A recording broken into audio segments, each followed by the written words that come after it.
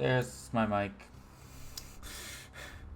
Hello and welcome back to Statistically Improbable Productions, aka my long con to get on dropouts. Actually, I am the honest GM, and we are back with our Monsters of the Week campaign. With all four of our hunters ready to go, right? Who wants to take over the recap of last session?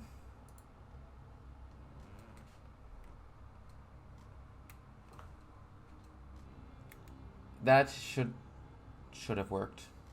Hello? Yeah. Hello? Mic test. Can you 1 2 hear 1 2. Testing. Who's Mike? I was like, we're well on our way to doing a bit that was done before the camera started rolling. Oh, that was good. Okay, chat, if we're good now, just give a thumbs up, let us know. Joke on point. Thank you. I'll give an actual recap now that y'all can hear me. Okay. Let's try this again now, shall we? So last session we were post attacking of the worm's life. We were getting healed up by the hospital in various means. I think they went to like a sketchy doctor or something at one point. You inspected the book that you stole? Yeah, I inspected the book that I stole, and I discovered that there's info of some monsters and stuff, or different creatures from the looks of it. There's drawings and stuff. We ended up seeing an attack at a park of a woman being attacked by some sort of monster that bit her, or she's injured. She ran away, freaking out. We tried to get her to stop, but we failed miserably with our rolls. Our rolls were really bad that time. I don't know what happened. And then, yeah, now we're here, and we ended it off with like a police officer coming to investigate the scene because there's a body, question mark. Yeah, and an officer was investigating. Yeah, and that's yeah, he was taking notes and investigating the scene, and then Max used mental dominion on him to make him forget about that Max existed. Yeah. So, John went back in my apartment. I went back to the garden where everything happened to try and find like ID or something on the body. And then when that happened, a cop showed up, and I had to play it off. Right. Mm-hmm. And now I'm on my way back to my apartment.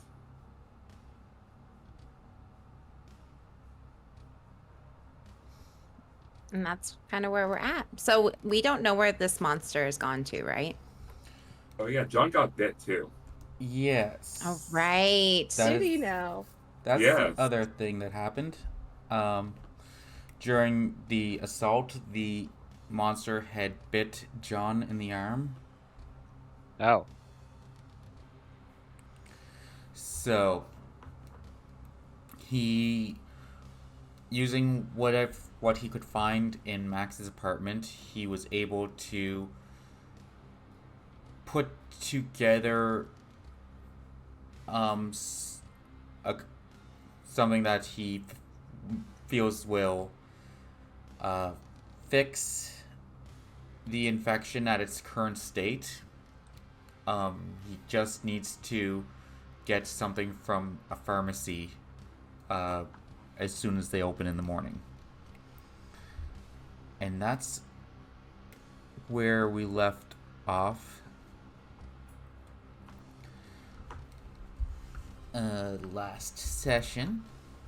Oh my goodness, who needs a pharmacy when you have friends in certain places? Those friends weren't around. Those friends weren't around at that time, that's true.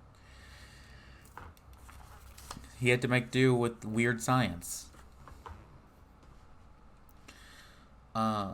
So we pick up from there at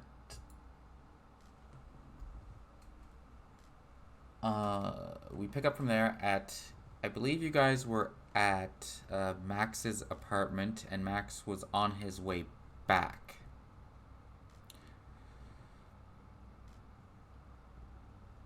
But while all this was happening, Hell had gotten the session before last. Hell had gotten a page from her caretaker, Goliath, to head back to the bookstore immediately. So we'll see what Hell has been up to. Where do you just teleport right back into the bookstore, Hell? Oh, definitely not. I think I would teleport to like a side alley or like at the very least the back room of the bookstore. I think it would be unwise to teleport. I think I've probably in the past, like when I was younger and just figuring it out, would have popped up right in the bookstore and scared people inadvertently, and then been advised very sternly not to do that again. Sounds about right. That would be a shocking experience and hard to explain. Yeah. I'll drop your token in the map there.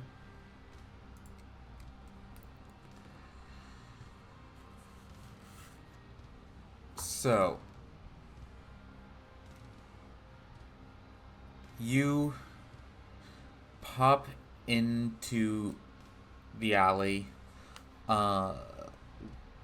relatively close to where the bookstore is, and head in to see Goliath. The bookstore's how it often is, cluttered. You see two people in their current. What time was it whenever you took off? It would have been late in the night, wouldn't it have been? Yeah, pretty sure. Or like first thing in the morning, something like that. Yeah. Either way, the bookstore would actually be closed right now, so there isn't two patriots there. You, I'm assuming, would have a key to get in or enter through a back door. Probably a backdoor key under a rock situation. So, entering through the back room, which I believe you had described it as also being cluttered, much like the front of the bookshop, but more of just like maintenance supplies and that sort of thing is what I had envisioned. More like home supply cluttery rather than books and shopping supply. Yeah. You enter through the back door and you hear from upstairs just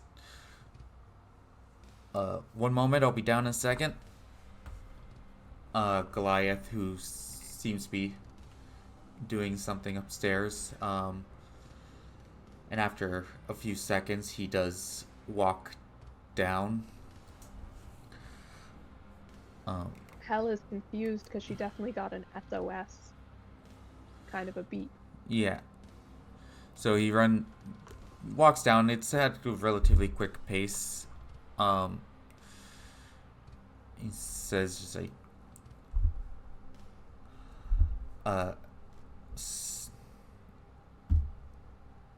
so I've gotten word that there's been some movement on, or some activity from our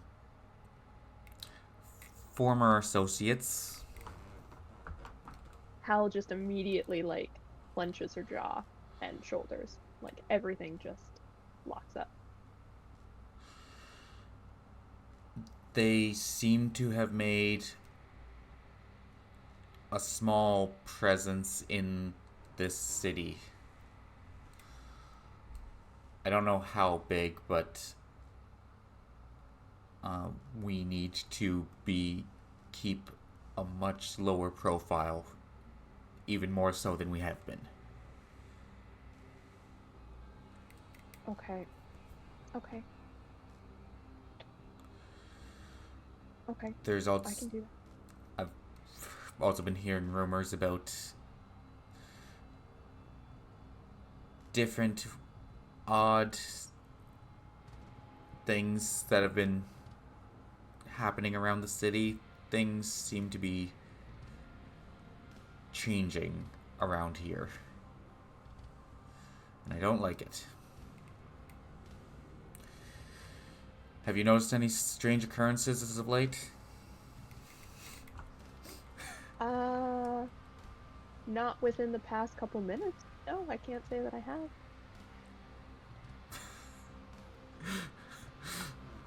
Past couple minutes? I definitely meant days.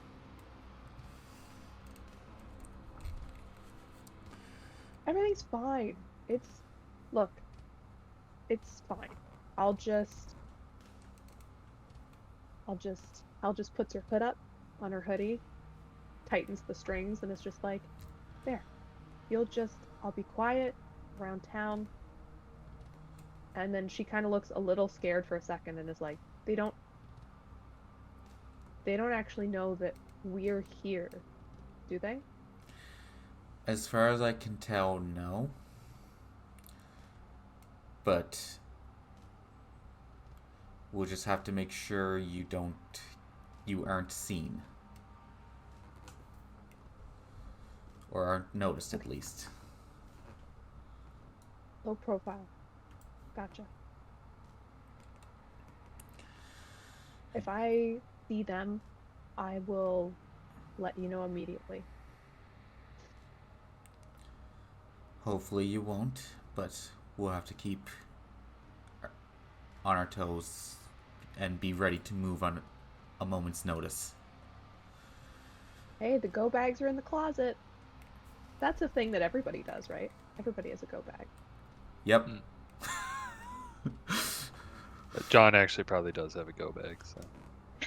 Yeah. I mean, it's a good thing to have. For anyone. Mm-hmm. But he nods.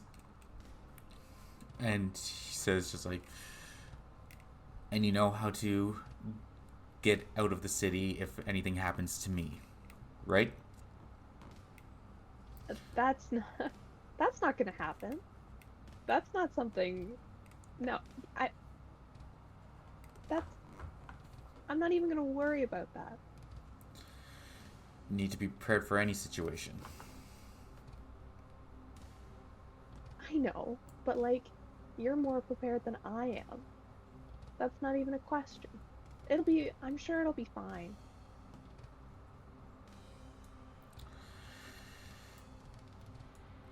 Hopefully. In the meantime, I believe you still have some studies to do.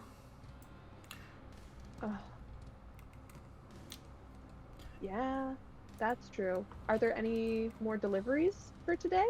I mean, I might as well get those done first. I'm just saying. Then I can really focus on my study. I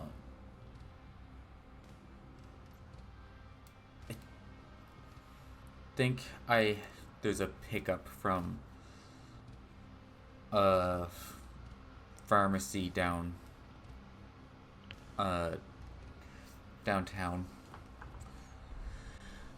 Once they open, you can go grab that. Perfect. I'll be back to study after that at some point. Bye. And then she's just gonna like pull her hood a little bit tighter and dart back out the door. In the meantime,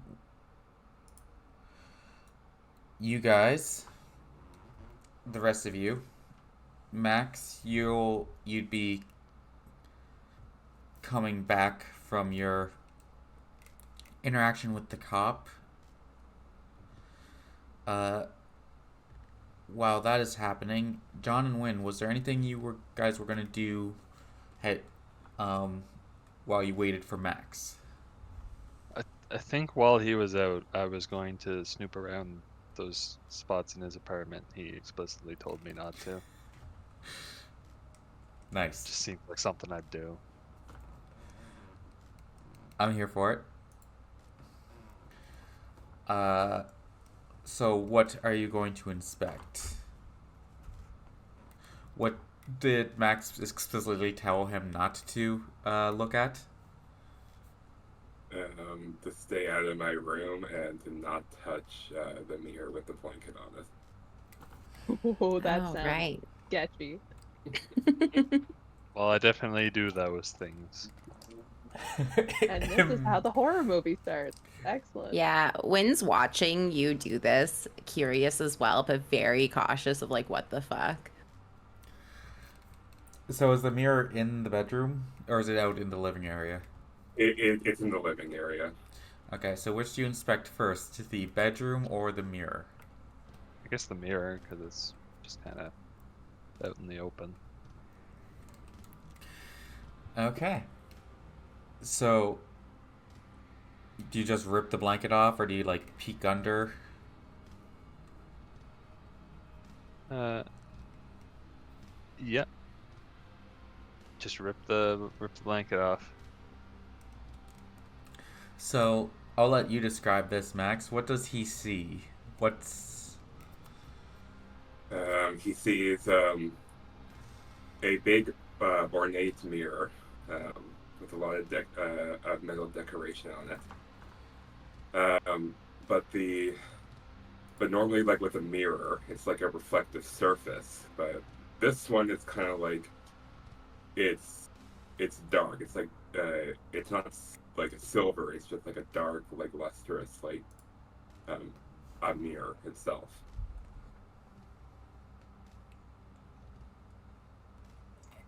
And as John is inspecting it, you hear from it. Oh, it's about damn time you started talking to me again. I've been worried about you.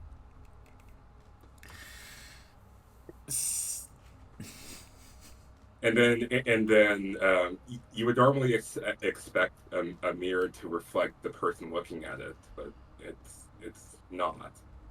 It's not a reflection of John. It's someone who looks near identical to Maxwell, just looking at you through the mirror. Who the hell are you? Who are you?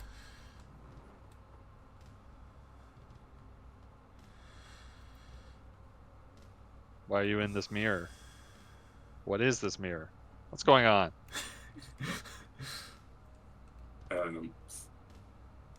Yeah, so this is how I talk to my brother. Who are you and where is he? Is your brother Maxwell? Yes. And I ask you again, who are you? My name's not important.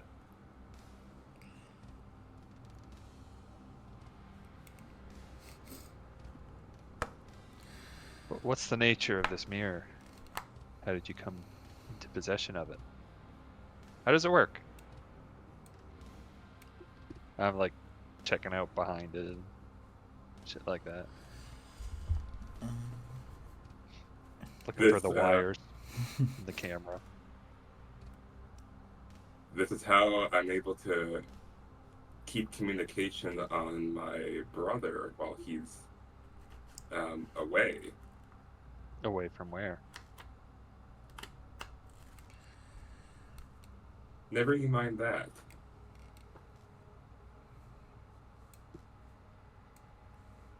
So please tell me, who are you? Because only my brother should be using this mirror. Oh, he just left it out here in the open. He keeps it covered up. Well, a blanket I mean, isn't it's exactly. annoying. I mean, it's a bl- annoying. Don't get me wrong. I would love to talk to him as much as I possibly can, but when it's covered up, I can't do anything. Let's be real here. A blanket is not exactly Fort Knox. That is pretty bad security. Yeah, my brother isn't exactly the brightest bulb, is he? No comment. Oh. Wynn's gonna can Wynn hear this conversation happening because she's in the same room? I'd You could probably assume see it so. happening. Yeah. Oh yeah, like I'm wondering if it's like loud enough. So she's like watching this unfold, and she's gonna walk up towards John and be like, "Who are you talking to?" And like kind of like peer into towards the mirror. He says he's Max's brother. Oh. What? And then she's gonna like think for a second, and she's like remembered hearing about like items being able to be used for communication before from her family, but she's never seen anything like this. So she's like looking at it weird, kind of looking around it. Now, is it Max like reflection in human form or in other form? In other form. Oh, okay. Yeah. So Nothing human about this at all. okay. Got the big wings and everything. Okay. Well, hi, I guess. This is an interesting meeting situation. You see Max just look at you and just kind of size you up for a moment. What is your name? Are you Win? Because you look like how he describes Win. How would you know that? My brother fills me in on his day to day all the time. You work with him at that what's it called? It's like hot bean juice or whatever it's called. Wynn's gonna take like a half a step back, being like kind of surprised that like someone knows of her. Like, you know, that self-conscious feeling when you realize someone has been talking about you or like knows of. So she's gonna like react like that and be like, oh, yeah, I know Max. That's me. Who are you?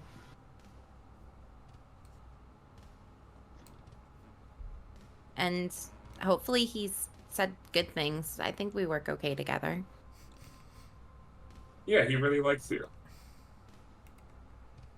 And as for me, until I talk to my brother in person, it's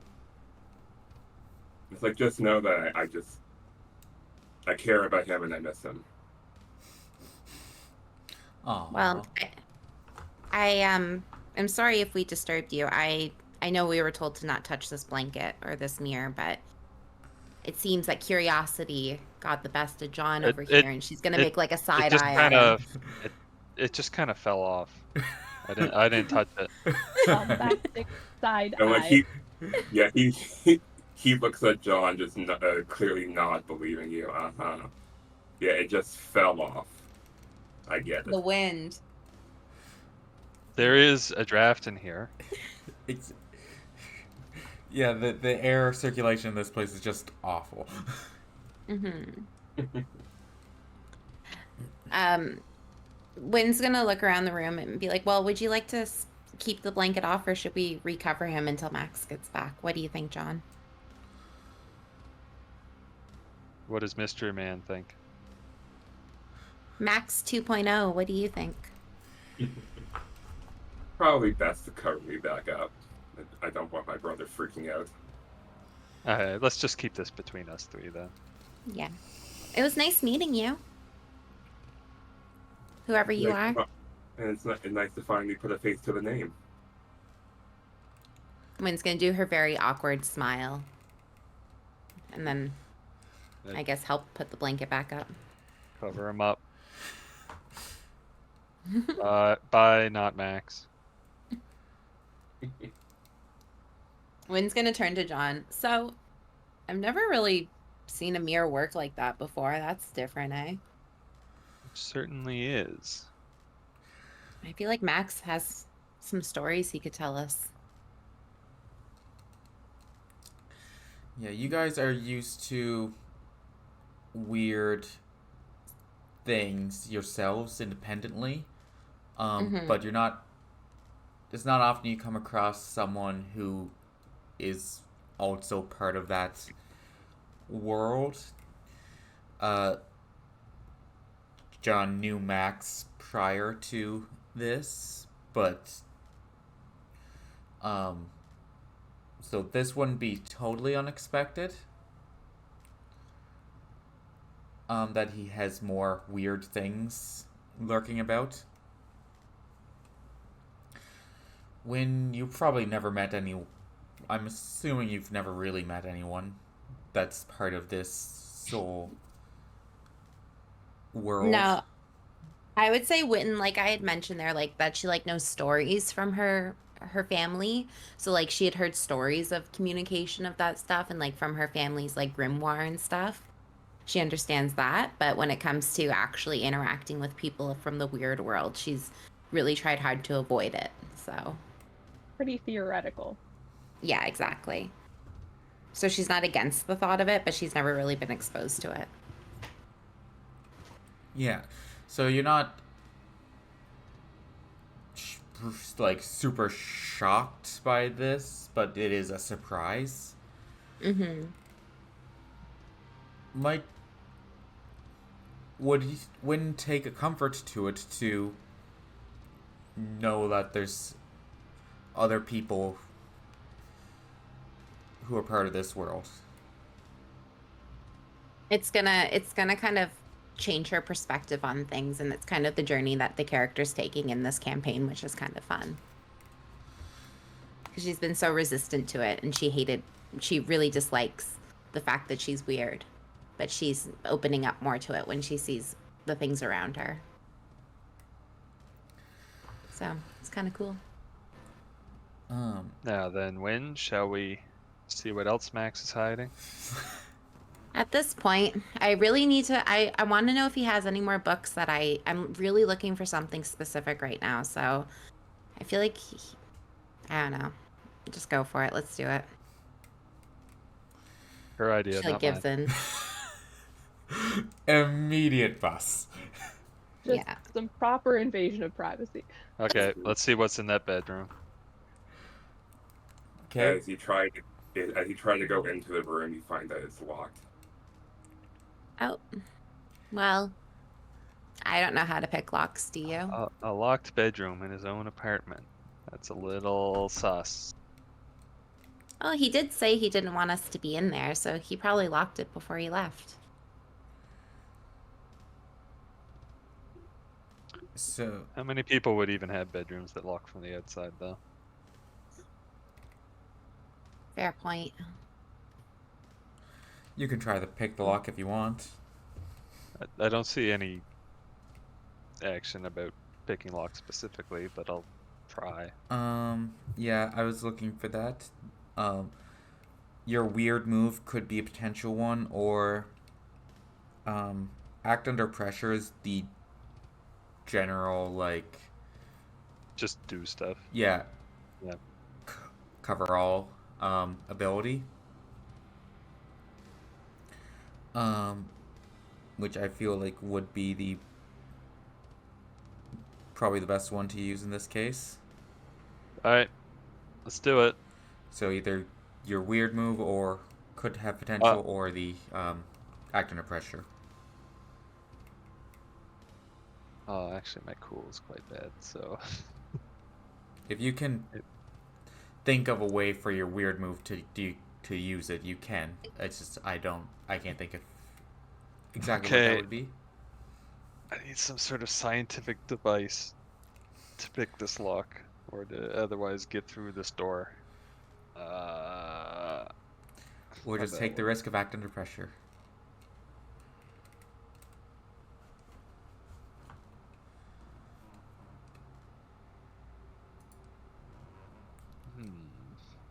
Come on, take a risk. Okay, I'll take a risk. Yeah. I attempt to pick the lock, the traditional way. Ooh. Yeah, John has like a knowledge of how locks work and how to pick them. Especially because this would probably at least appear like. Mixed success. Not bad. So, now I infer to Max, is this just a standard tumbler lock? Yeah. Okay. So, mix. Or when you say tumbler lock, it's like a door handle and it has like a key thing in it. So Yeah. Yeah. So, mixed success. You manage yeah. to get something. Were you going to say something, John? It looks like what it says is you succeed, but there's a caveat. Yeah. And I'd say like whatever you're using to like pick the lock, you managed to get it unlocked, but whatever you were using breaks off inside. One of his kitchen knives or something like that. Yeah. I've actually been there. So you got it unlocked, but it's now something's wedged in there, and it's apparent that that happened. Am I able to remove it?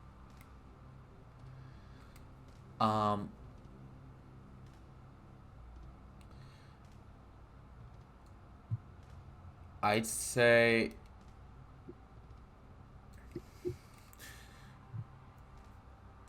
that's the consequence of the mixed success. I'd say it's wedged in there. If you want to make another roll to try and get it out, the consequences of failing it though would be like essentially breaking the lock.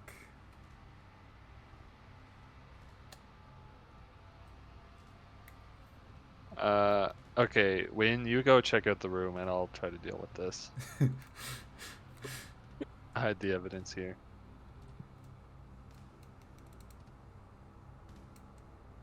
Wait. I'm hiding the evidence? I'll hide the evidence. You go check out the room. Oh, okay. Okay. Wynn's gonna step into the room and take a look around. Cautiously. What do I see? in the room, you on the far side, where you walk in, there's a window looking outside itself, so there's light coming in towards you. It's pretty basic itself. You see a queen size bed in the corner of the room, a desk, a closet. But the desk is probably going to capture your eye because it looks kind of demonic. Ooh. Yeah. Wynn's gonna turn her head up behind her to call her back through the door to John, assuming John can hear. Yeah, it's just right there. Then there's no reason you wouldn't. I don't really see anything that's suspicious in this room besides the desk, maybe. I don't know why he wouldn't want us to come in here. Keep looking. Look to the desk. And, that's not my type. I'm not one to snoop. I feel like this is wrong. Just a terrible influence. This whole thing was your idea.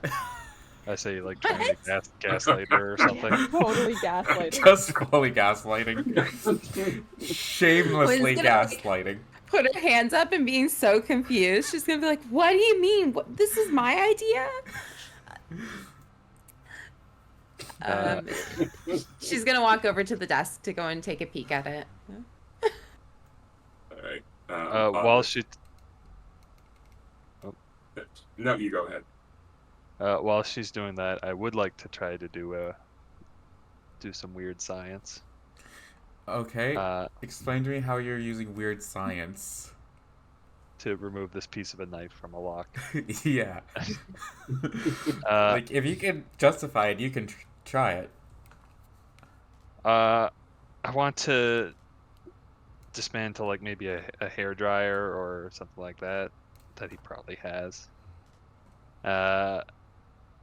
For its heating element, and try to sort of fashion that into like a pair of clamps, or sort of like a pair of pliers, almost like a crude kind of thing, so I can clamp onto the piece of metal while also heating it up to kind of soften it, and then pull it out. Okay. Go ahead and... Just making more of a mess than I started with. Yeah. This can only end well. It's gonna be good. It's gonna be great. So roll for your weird science. Oh, Failure. Boy. Incredible. Something goes horribly wrong. You are still That's able to 2 create your ones. device, but the keeper picks 3 requirements. That's the 3 3. ones. That's 2 ones. Sorry. I get to mark experience though. Yeah. a double nat 1. That's amazing. Oh boy. Give me a second to find the weird science. Good luck covering this up. I'll find a way. Make another device for it. Okay. Just 1 second. Okay, here it To is. fix that one. On a miss, something goes horribly wrong. You are still able to create with the keyword requirements. These 3 requirements. It needs rare, weird materials. It won't be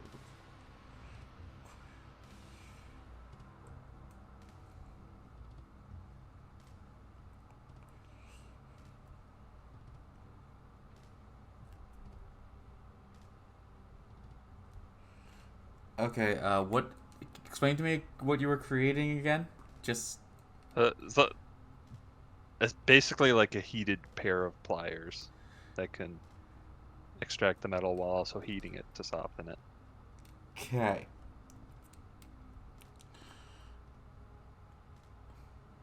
Wait, if you took the heating element out of the hairdryer, how is the hairdryer heating anything?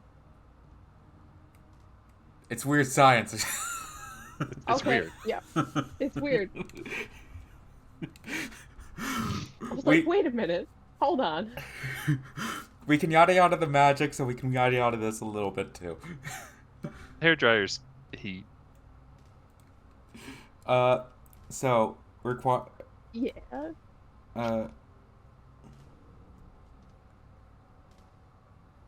So, the requirements won't be very reliable. Requires a huge amount of power. And it won't work exactly as you intended. And I believe you get to negate one of those, right? I get to figure out a way past one of those requirements.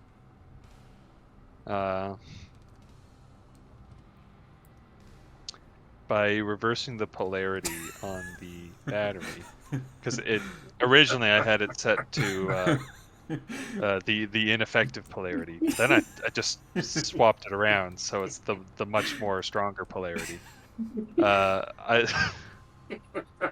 It's weird science. You just say a bunch of Awesome. sci-fi mumble jumble, and eventually it'll make sense. Just a lot of jargon. Yes, by completing the arc circuit, and narrowing the neutron profile of the device, I was able to make it not require a huge amount of power or fuel. The ions have modified the catalyst. It's very very polarized right now. Very.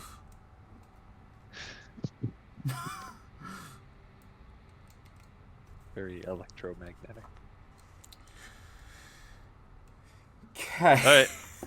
And then I let her rip, trying to remove this piece of metal. So it's not very, very reliable and it won't work exactly as I intended. But So, as you go to pull out this piece of metal with these heated up pliers,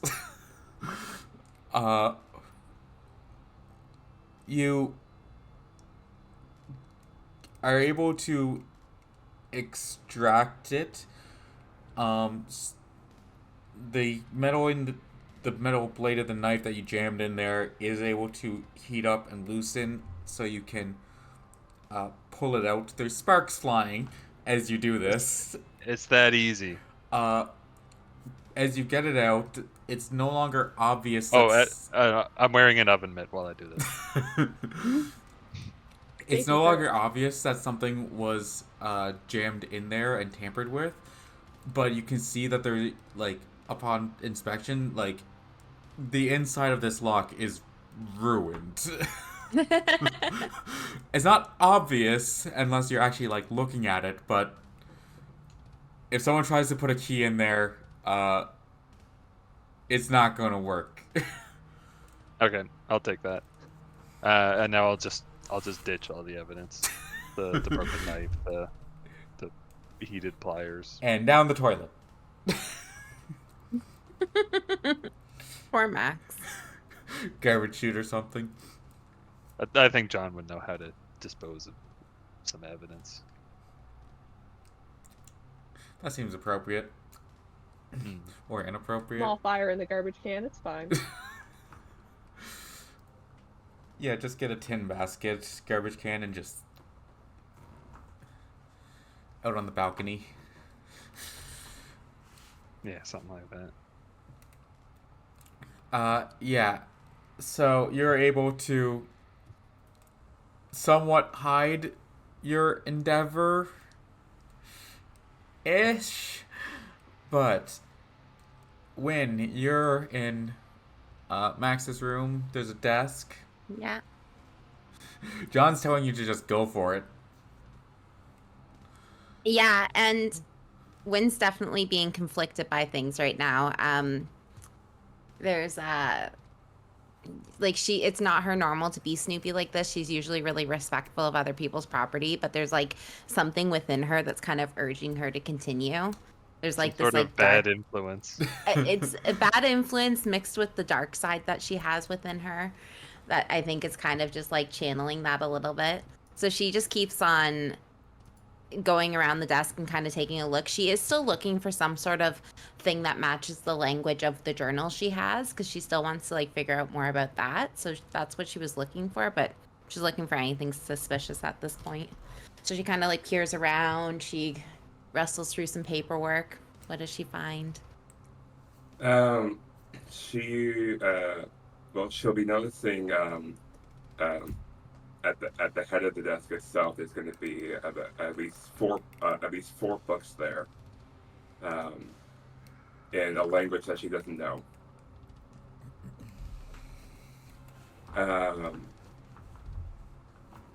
And then she's going to be finding all sorts of, like, what's the word I'm looking for? I guess knickknacks and doodads that look, I guess you could kind of put together that they would be used for, like, magic spells and stuff like that. Gadgets and gizmos aplenty? Yes. We don't have rights for that.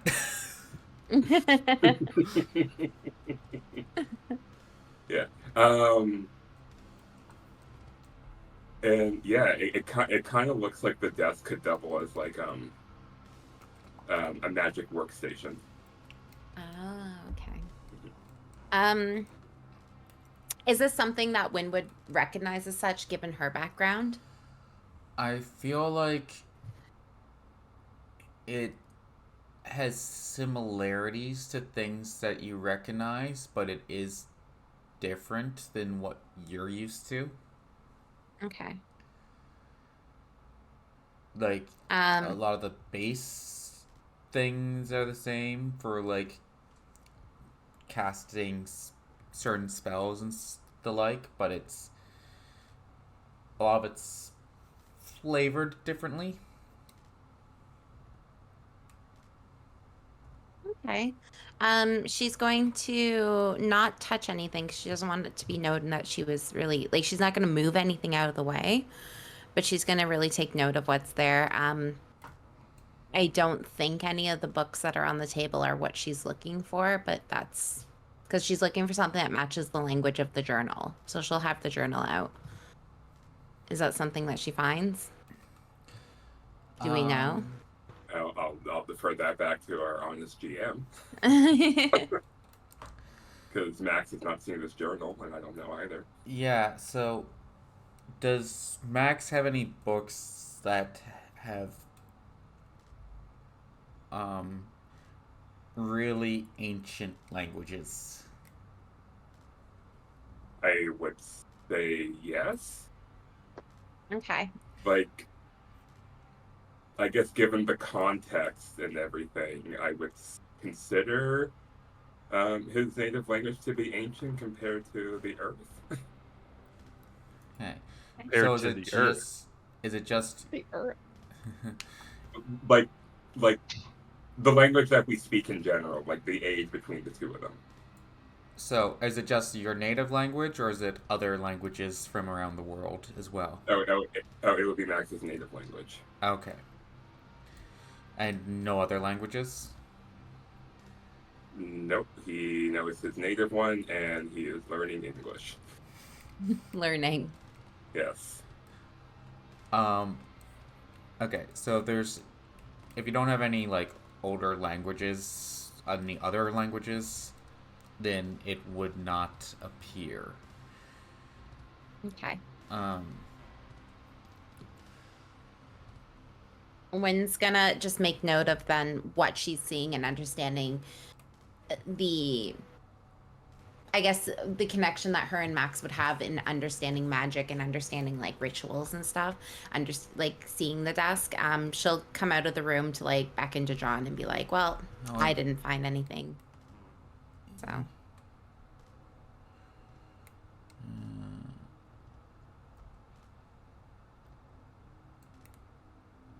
I'm just thinking if you have anything that would help you identify the language you see. Not really, because what it is I want to know if I can talk to Max about the journal and he would help with it. Yeah, nothing.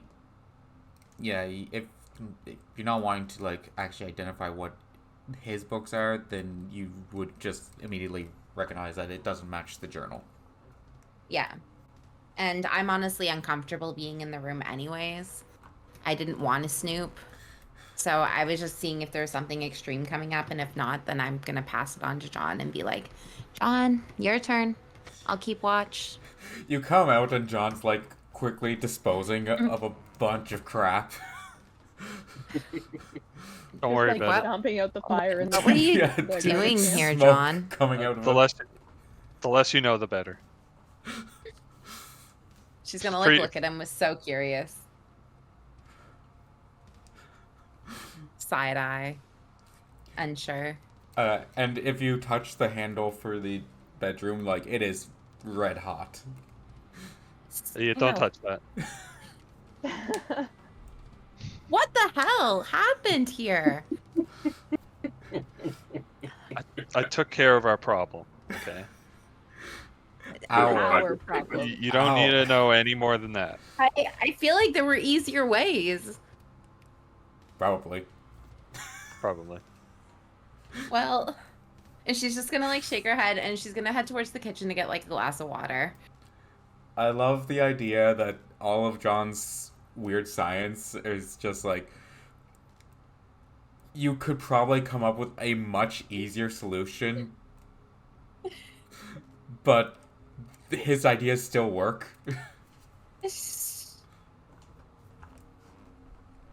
Yeah. That's my headcanon. Might not be true. Well, He fixed the problem. He sure Fixed. did. But yeah, so Wynn's gonna head towards the kitchen area to grab a glass of water and kind of like leave the room for him to have an opportunity to explore if he wants. Assuming Max is coming back any moment. You'll be back soon, but John, you have time probably to do one more thing if you so choose. I'll take a quick snoop then. Because this would have been Max had to go all the way back to the park, do all the stuff with the cop and everything, and then all the way back. So I'd say, And yeah. John obviously did not spend a lot of time thinking through what he was doing, so I should have plenty of time. Yeah. You went with the first solution that came to your head. But yeah, so what would you like to inspect? So I got the heads up that the desk was the interesting bit, so I looked at the desk and the books on it. And I assume I don't recognize the language of the books.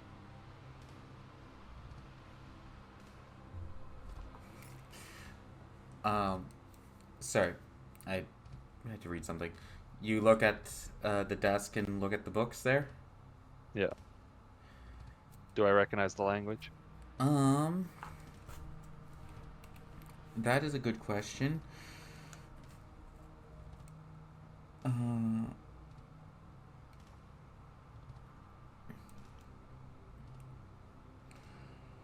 This it wouldn't really fall under investigative mystery, but it could just be a sharp roll to try and identify the language. Okay. Mixed success. Okay. With that, you can tell it's not. You know a bit of Max's backstory. Not, obviously, not everything, but you know, like, a bit of who he really is. So, you could recognize that this isn't a native human language. I think you would have enough to know that we'll call this language devilish. Yeah, a little infernal-ish. Devilish.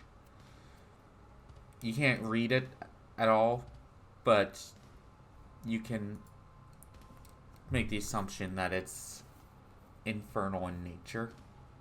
If I'm able, I would like to take out like my notepad and like just make a copy of the titles of the books. Just like as best I'm able to. Yeah, you can. In the infernal language, obviously. Yeah, you I can don't try really and just scratch down like the symbols that you're seeing, to maybe be able to just translate mimic it them. as best I can. Yeah. Which isn't like too hard to do. Not really a role necessary. It's just not going to be like perfect, obviously, because you don't That's fine. read the language. But by the time you finish, that would be about when Max is on his way back. Okay, I out of that room, close the door. Not by the handle. just try to like close it. Like push it shut. Yeah.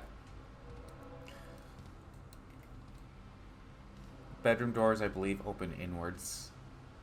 So it'd be a very awkward closing. Well, I can put my hand in my sleeve and pull the. Yeah. A little bit of smoke, but it's like, yep, good. Surely not using the oven mitt, just the sleeve. No, he threw the muffin mitt out with everything else. It's got DNA on it. No evidence.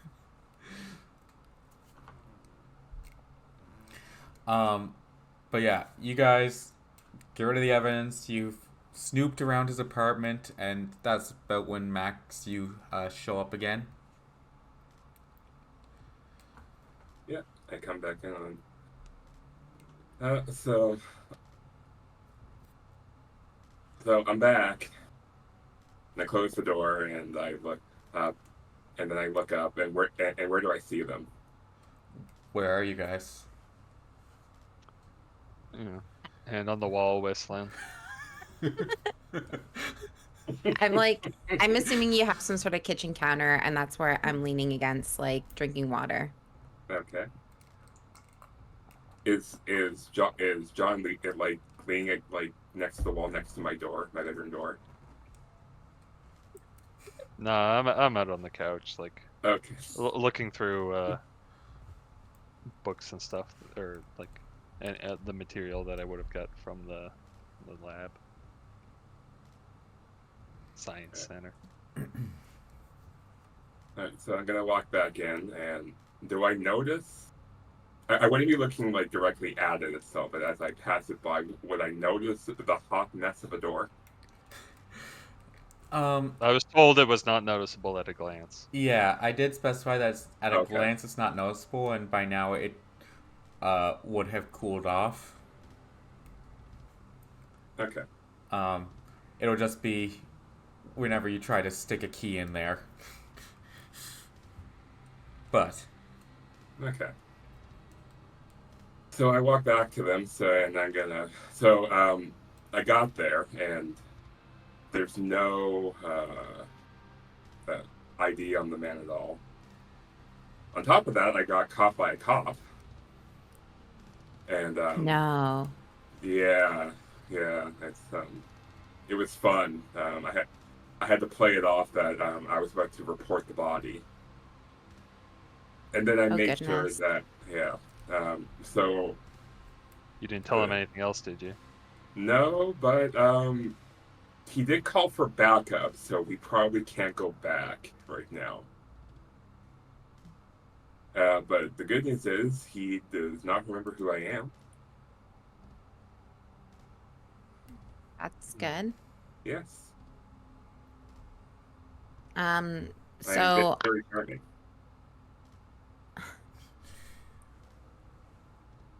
so right now what we have going on is we have a woman who's missing, a body, and John, we need to get you fixed up as soon as we can.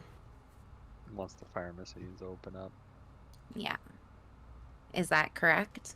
And she's gonna like pinch her forehead because she's feeling like long night kind of thing, you know, that whole like I wish I could just go to bed, but I feel like we have too many things to deal with.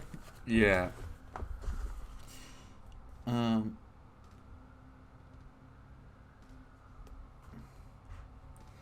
And just a reminder, John,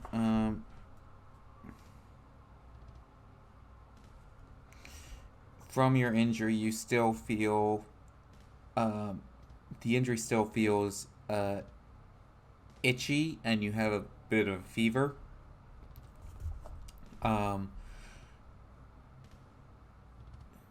And you also have a growing headache, nausea, and your arm is still showing visible signs of the mutation.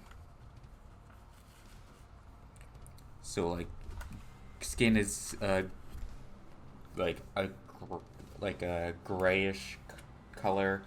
The hairs are becoming almost bristles on your arm, Yikes. and you have like talons are starting to protrude from your fingernails. Curious. How quickly does it seem to be progressing?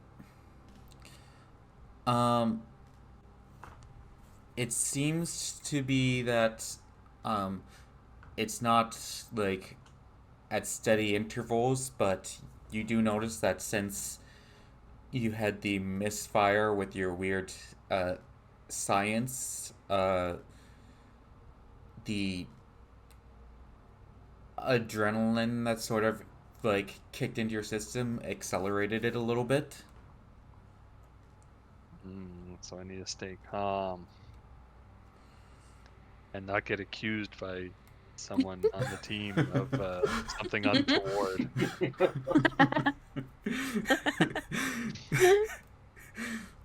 Yeah, it seems like stress can your your best assumption would be stress seems to accelerate the spread of the mutation.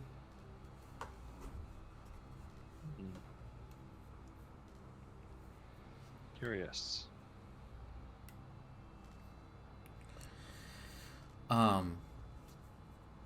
But you guys are at the apartment.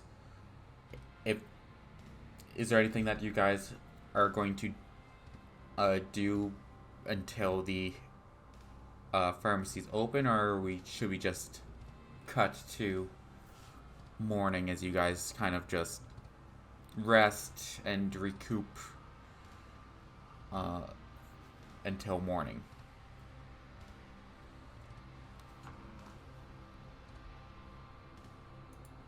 Are they staying here tonight? I was just gonna say. That's up to you guys. Do you just hunker down at the apartment together, or do you go your separate ways? How far am I from my place? We live pretty close to each other. Wynn's gonna like grab her bag and stuff, and she's gonna start to make her way towards the door. I'm gonna go head home for the night, but should we all meet back here in the morning? That sounds like a plan. Sure. What day of the week is tomorrow? I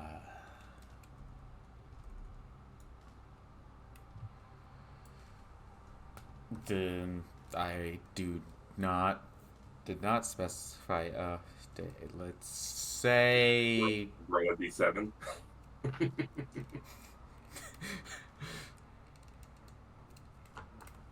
She just wants to know if she has a shift at the coffee shop or not.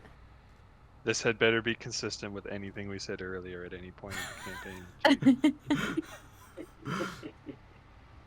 Accuracy.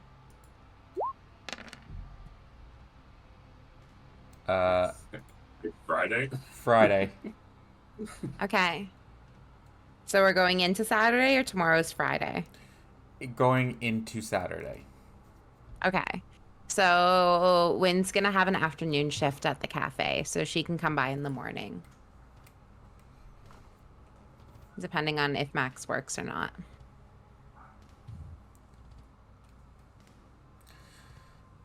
You said you're doing an afternoon shift? I'm doing an afternoon shift, yeah. Yeah, that means they're probably opening then. Yeah. So she can come. So like, Wynn turns to Max. I can come by before your shift if that works, or we can meet at the coffee shop. Whatever's easier.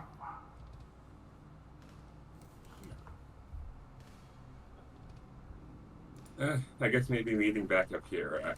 Either or is fine for me. Wynn's gonna turn to John. What's your plans?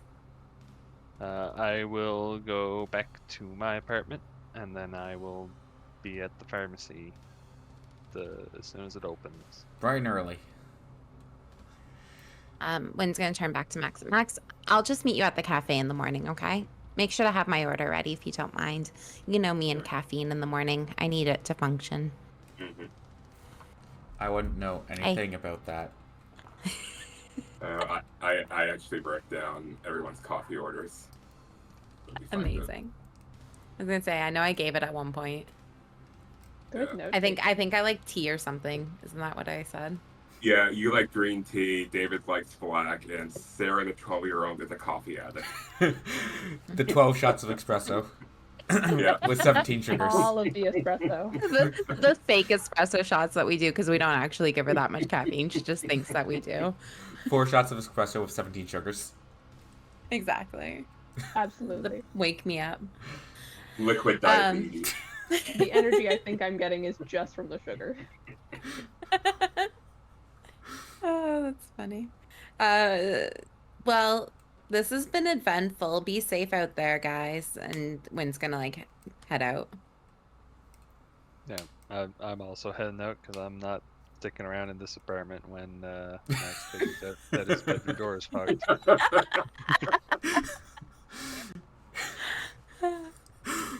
It can only end well.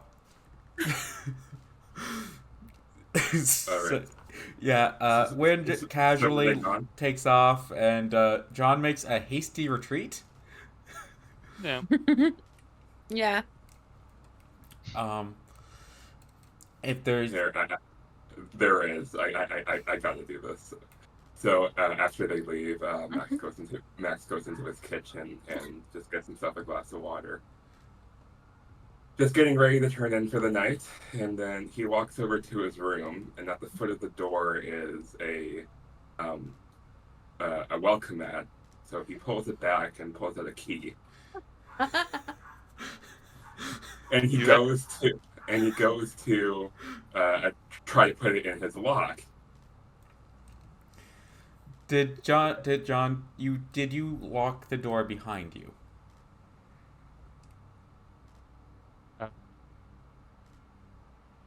Well, it would be if the lock's broken now, it would be broken open, right? Yeah.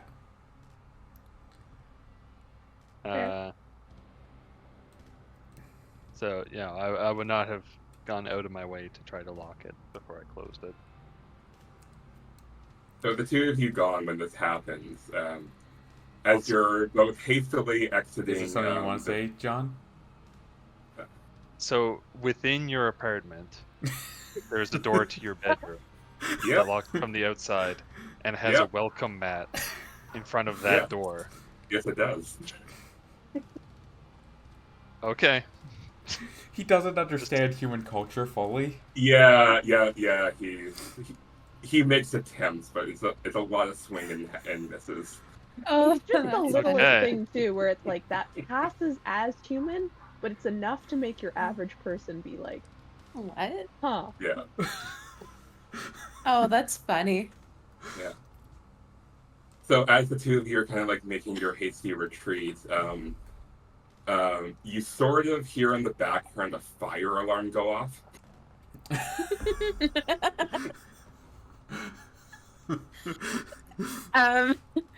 Wynn's gonna like turn in here and be like, what the fuck is that noise? What's going on? John just keeps walking. Just hike my collar up a bit higher. Keep walking.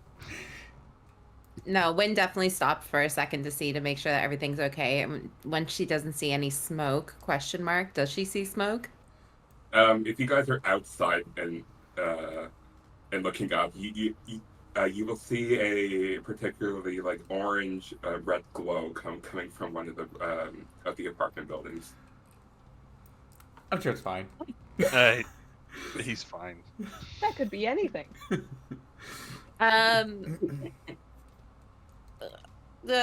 Wynn does not like that. She's going to watch for a second and observe, make sure it doesn't get worse. Understanding where it's coming from.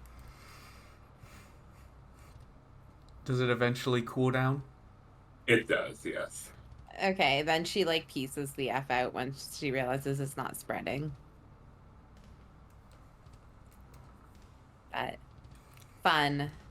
Mm-hmm. She like very quickly like hurries home. And if that's the case, is there anything people want to do? Anything else people want to do this evening before we cut to the next morning? I think Hel just makes, the delivery she's been asked to do.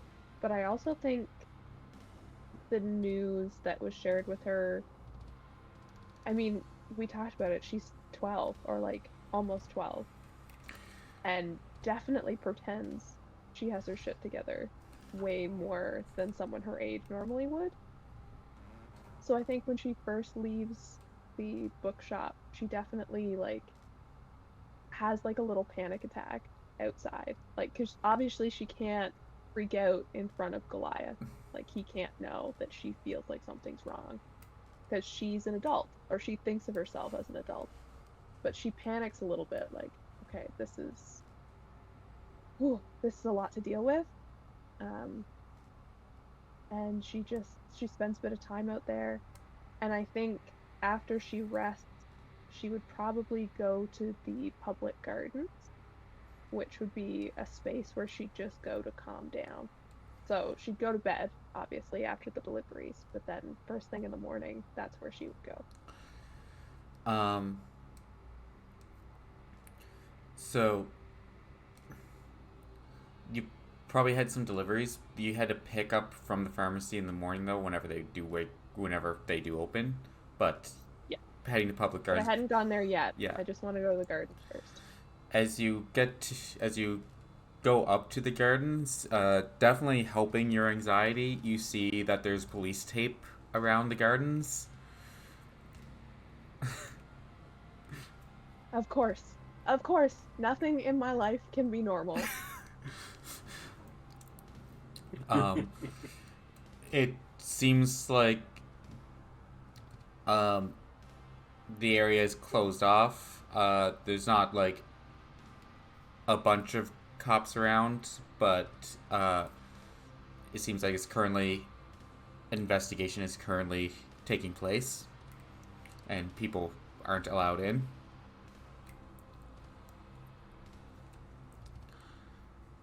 Interesting.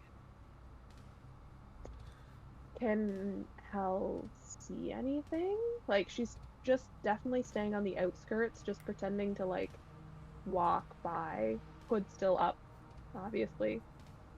Just, like, walking around, doing, like, I'm assuming it's, like, a rectangle. She's gonna do, like, a full walk around to be like, what is going on? I'm assuming I can't get in, but, like... Yeah, like, you can attempt to get in, but all the main entrances are taped off.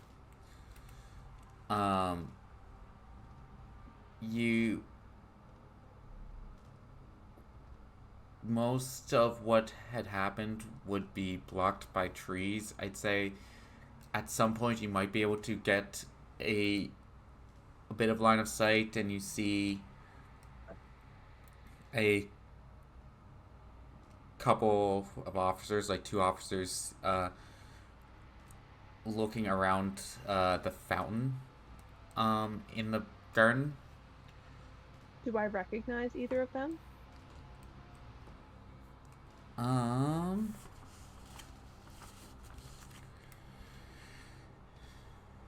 Would you Although I guess if they're officers, the guy that I met was a detective.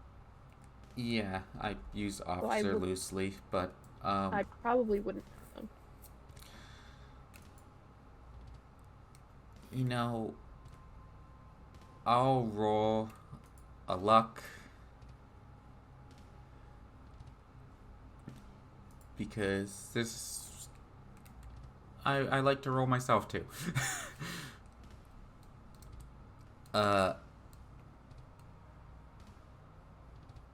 Yeah, full success, you do recognize one of them.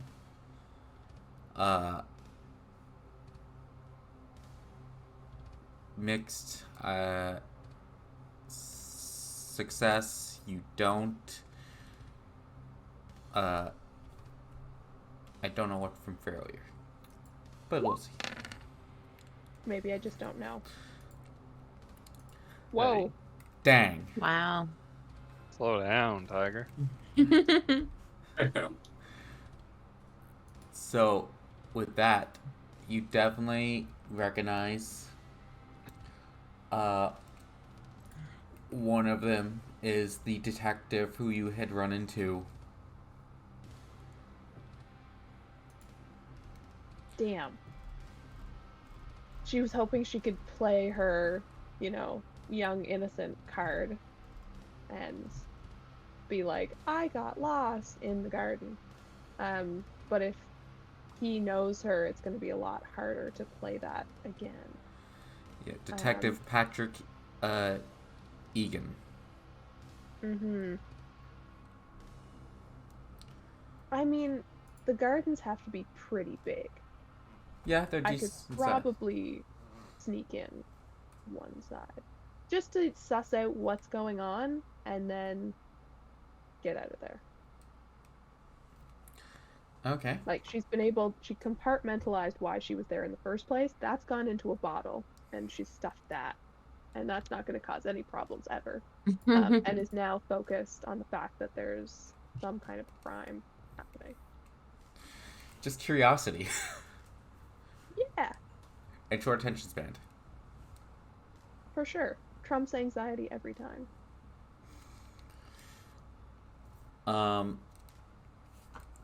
Yeah, so to try and sneak in,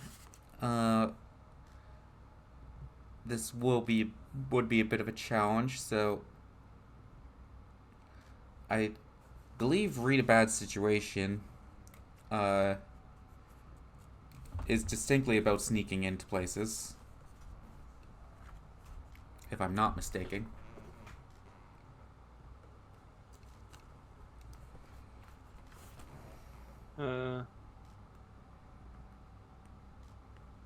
It's about like scoping a place out, like getting the lay of it. Less so than the actual sneaking. But it does give you, like, what's your best way in. Yeah, just by nature of scoping it out. Yeah. Mm-hmm. I think the actual sneaking itself would probably be act under pressure. But I'll give you the choice. You can do Read a Bad Situation, possibly get bonus to getting in, or you can just go for it.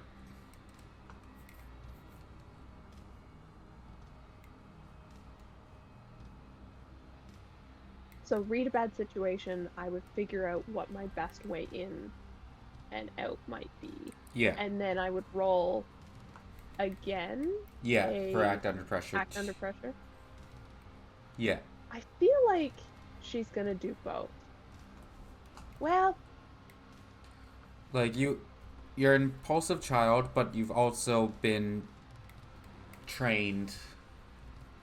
yeah, and I've also been instructed to keep a low profile, and right now that's really important. Yeah. So I think I would probably do both. So I'll roll Read a Bad Situation to see how this goes.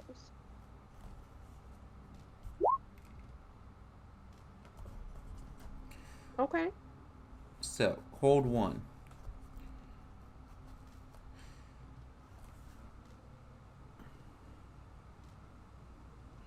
So, you can ask one of those questions.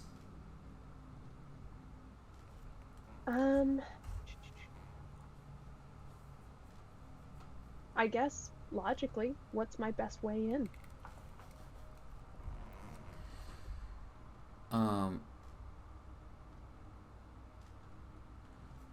So, most of the main entrances are taped off. I'd say it's early morning and there's not too many people around yet because no places have opened quite yet. Mm-hmm.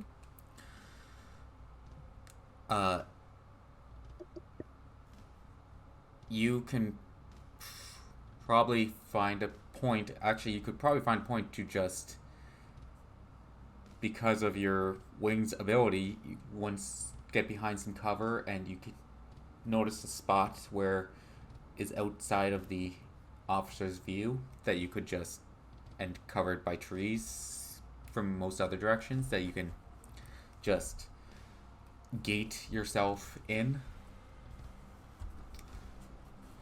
because that's Cool. a super broken ability for getting into places.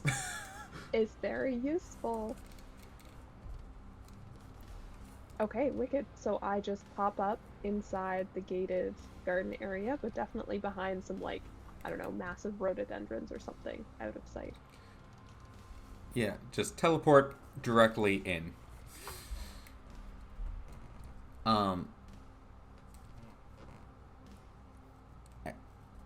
And now would be, if you're wanting to snoop around, would be to act under pressure without being caught. Definitely. As you're trying to... Uh-oh. Oh boy.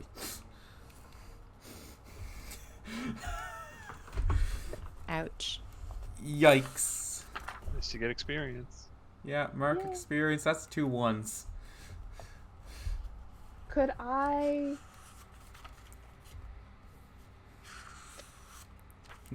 Are you wanting to use a luck? Possibly. Because this officer does recognize you. Yeah, I'm gonna use a luck point.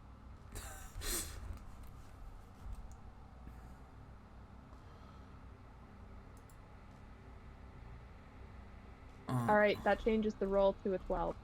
Yeah.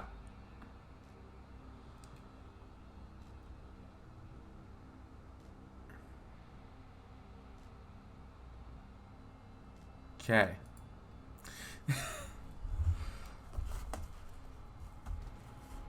So, you,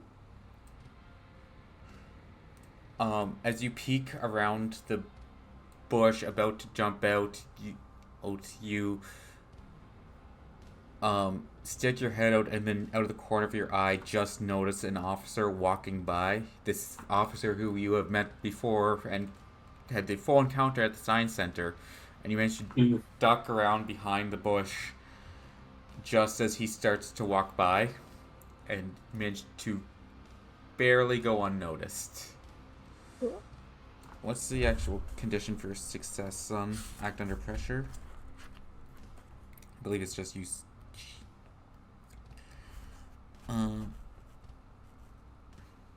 Yeah, you do what you set out to do. Yes. So yeah, you're managing to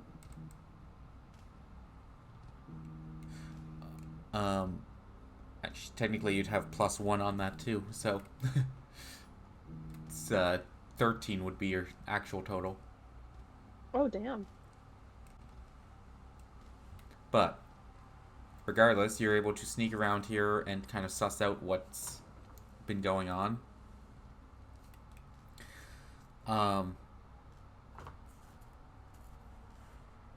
So what are you wanting to actually look at? I think I want to look at the reason why they've all gathered here. Like, why is the caution tape up? And then, more so than look at, I think, in practice, Hel has noticed that being younger is an advantage because adults will say things around you. And I think she'll listen to what the officers are saying to one another. Okay.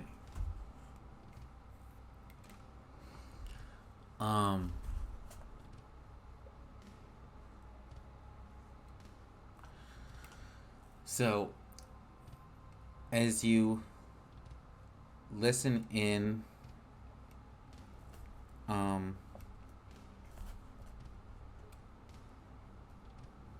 actually, I think this would be this would definitely count as investigative mystery.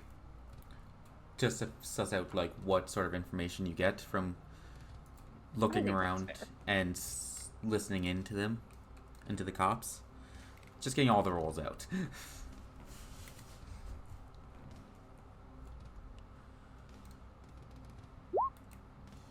Ooh. Okay. You're nailing it. Mm-hmm. So, hold 2. You can ask one of the questions there, or if there's something else specific that you want to ask, you can ask and we might be able to answer. I mean, Hel doesn't have any more context for what's going on than what she sees here. So, I guess what happened here, simply, and then,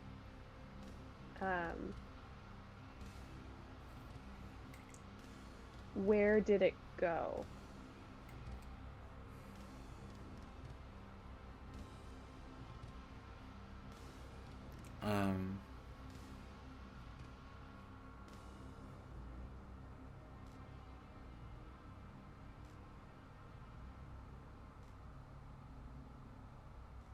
Or no, I take it back. What happened here?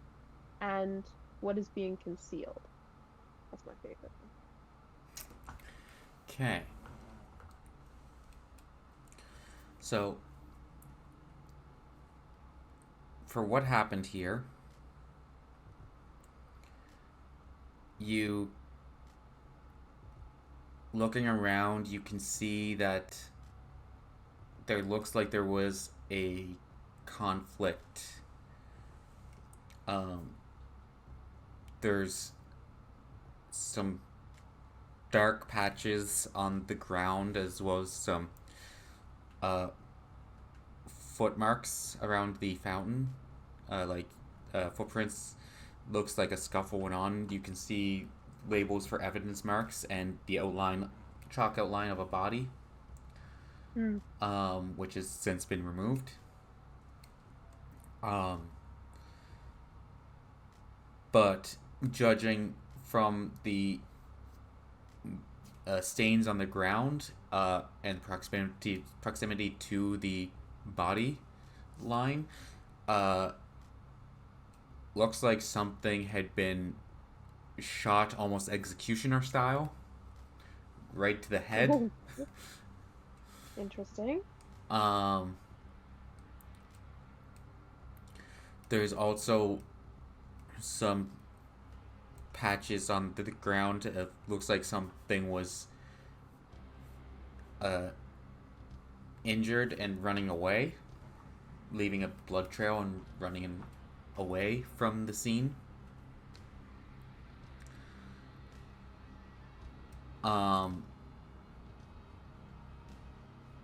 But it does look like there was a number of people in this conflict. As for what's being concealed here, this is when you overhear the officer speaking, saying, as they talk, they're discussing just like, you hear them say they've taken the body, the thing, to the morgue. They trying to figure out what caused it, what this is. I've gotten word that they're calling in a specialist to help give some answers on what this is. The detective asks who are they bringing in? And he says,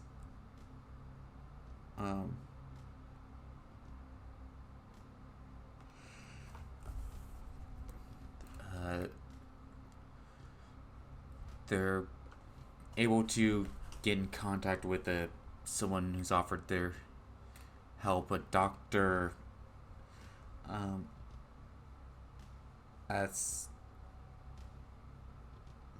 Asuko Popov. I'm bad at pronouncing. Asuka Popov.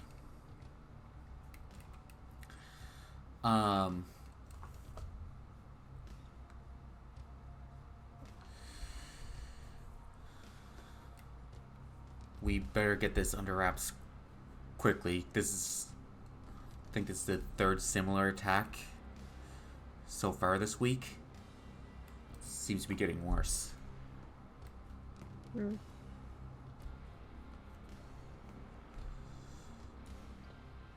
Seems to be spreading.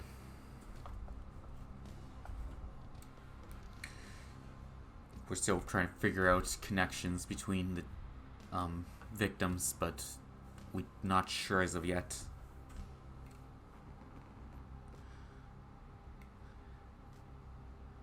And that's the bit of conversation you're able to overhear.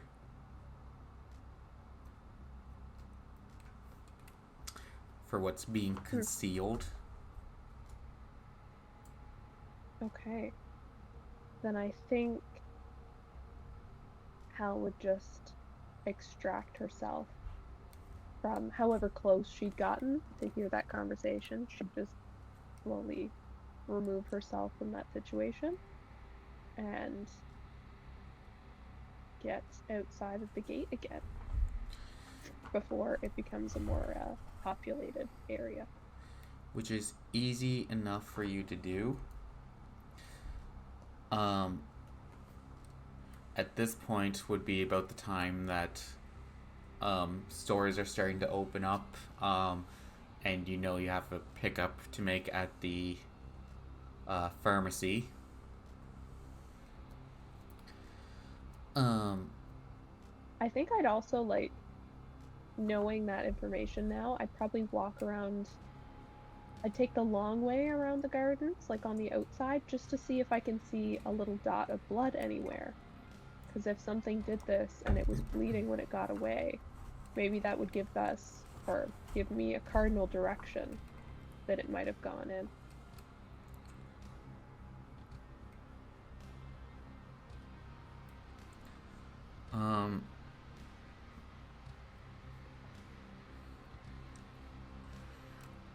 Okay, if that's the case, I'd say this would be another investigate a mystery.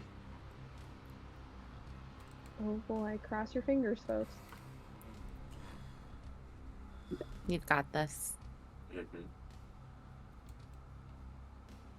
I'm seeing advanced success coming. Yeah, manifesting.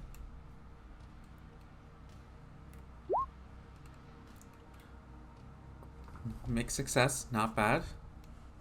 Okay, okay. So hold one, and basically where did it go is what you're asking. Yeah, pretty much.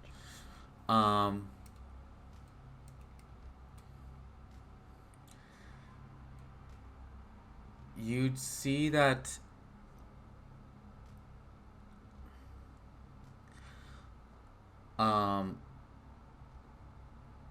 the blood trail leads southward, and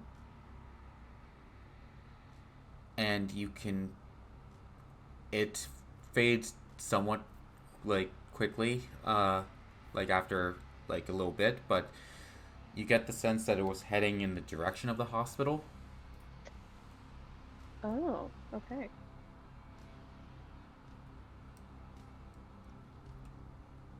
Cool.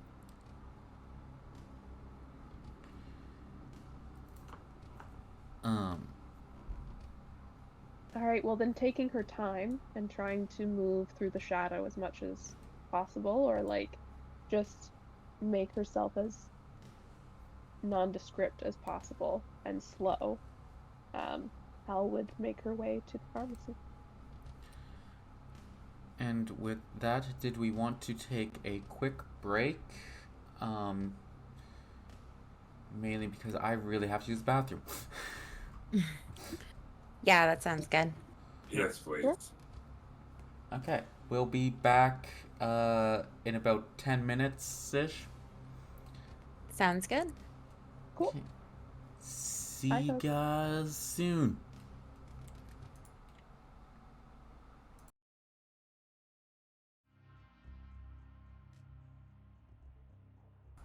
And we're back. Woo! So, the morning comes to you all as rested as you can be, given certain circumstances. Some of you a little angry of past events. Some of you still feeling under the weather and not improving yet.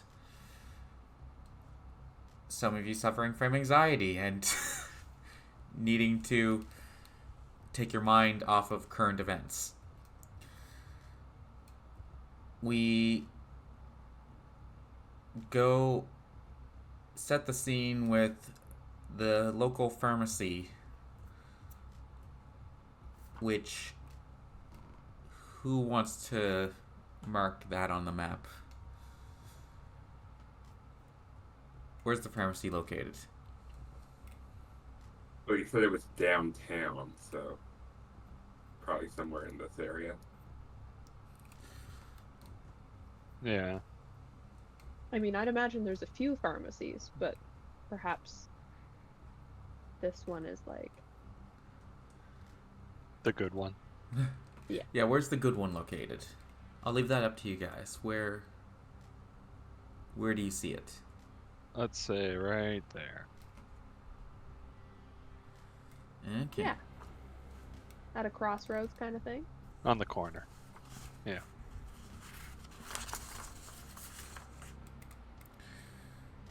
Um,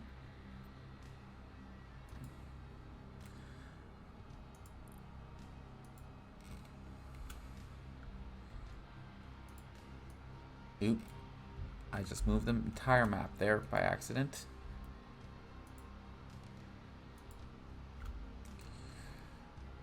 Let's copy. I'm just going to do some quick work here. Paste. That did not take the text box with it.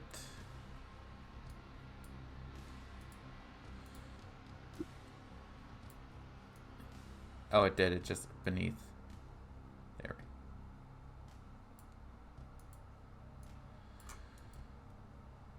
Where? To front.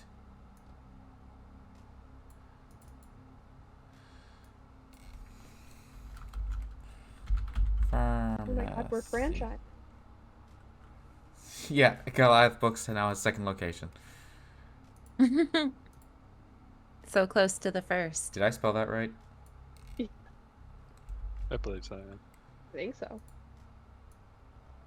Yeah. So right, which corner? This corner? This corner. That doesn't help me at all. Okay. In the middle of the street. Middle of the intersection. Okay, we're saying this corner? Okay. Sure. Layers, map layer. There we go. It's permanent now. Can't be moved. Oh man, I was picturing it across the road. Well, too late. It's canon. It's a canon event. Maybe it used to be across the road. Yeah, And then it's had to relocate for reasons that have never been actually specified.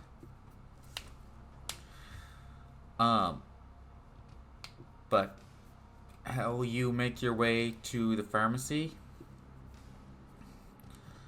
As you enter it soon after the place opens, you run into John, who is also perusing the shelves, looking for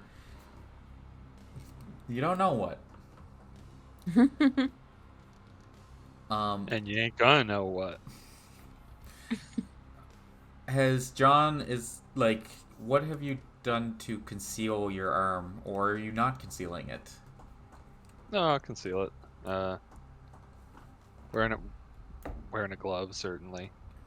I got my jacket on, so it's all covered. Just like sort of a high. Not unusual for you to be wearing that. Like, I imagine John's the type of person who carries gloves with him pretty well at all times anyway. Multiple sets. You never know.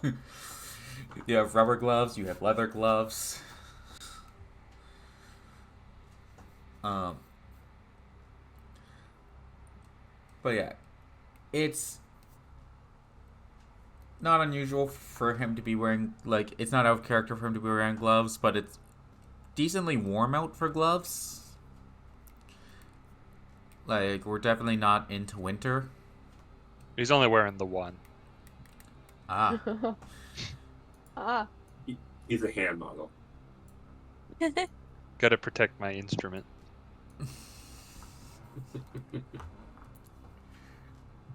Ignoring that.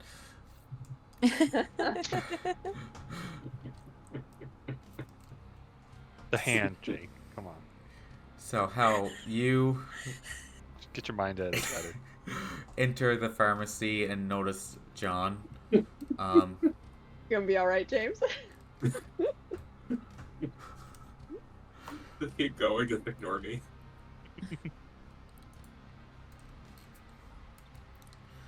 uh, you know you have a delivery to pick up, but you also haven't seen John since you had to leave him at the science center. Was the last time you saw him. Mm-hmm.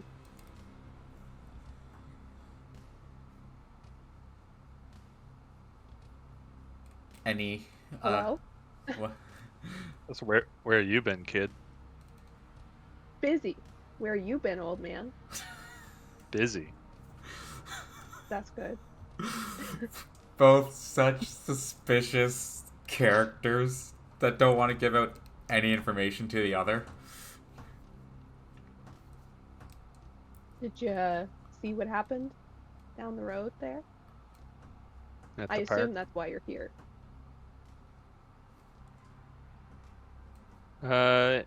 In a manner of speaking, yes. In a manner of speaking. A I lot of think words the to others say, yeah. are. I think the others are meeting up at the coffee shop in a moment. Oh. Okay. If you want to tell your side of the story, Helena. Am I criminally responsible for something here? My side of the story? Not necessarily, but that was a suspicious question to ask. It was. Coming in swinging. Am I criminally responsible here? Did you find any of the evidence? Probably not, because I wasn't there. Well, maybe we'll all meet up and we can all catch up with each other. Yeah, it's still early. I think that's fine. I just have something to do first, and I suppose I'll see you there.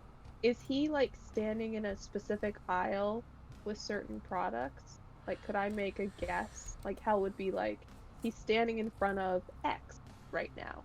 Is he wanting something like that? So, I'm guessing it would be like antibiotics or something. yeah. Some. Antiviral. Yes, he's gathering some antiviral medication, a weird concoction of different things in his bag, in his basket. What I cream? mean, Yeah. I note that that's happening. He's a weird dude, so it's not super unusual to me. But Hell just notices what he's gathering. Who are you but doesn't calling a say. weird dude? He is a Weird dude.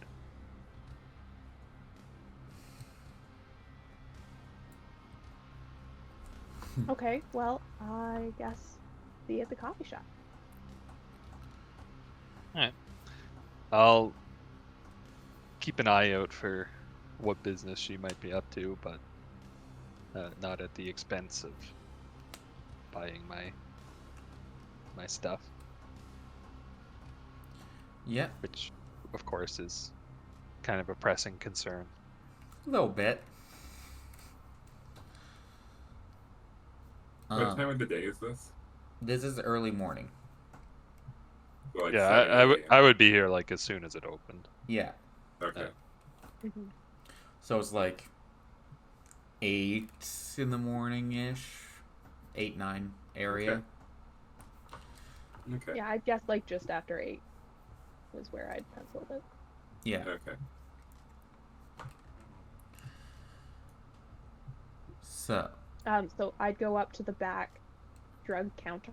Presumably they have one of those. And I'd just be like, "Hi, I'm here to pick up a prescription." the person at the counter nods to you and what's the name under? It's under GB, There's like like Goliath bookstore. the person raises an eyebrow a little bit and just like nods. They look to they make a casual glance to make sure that the other pharmacist isn't paying like full attention.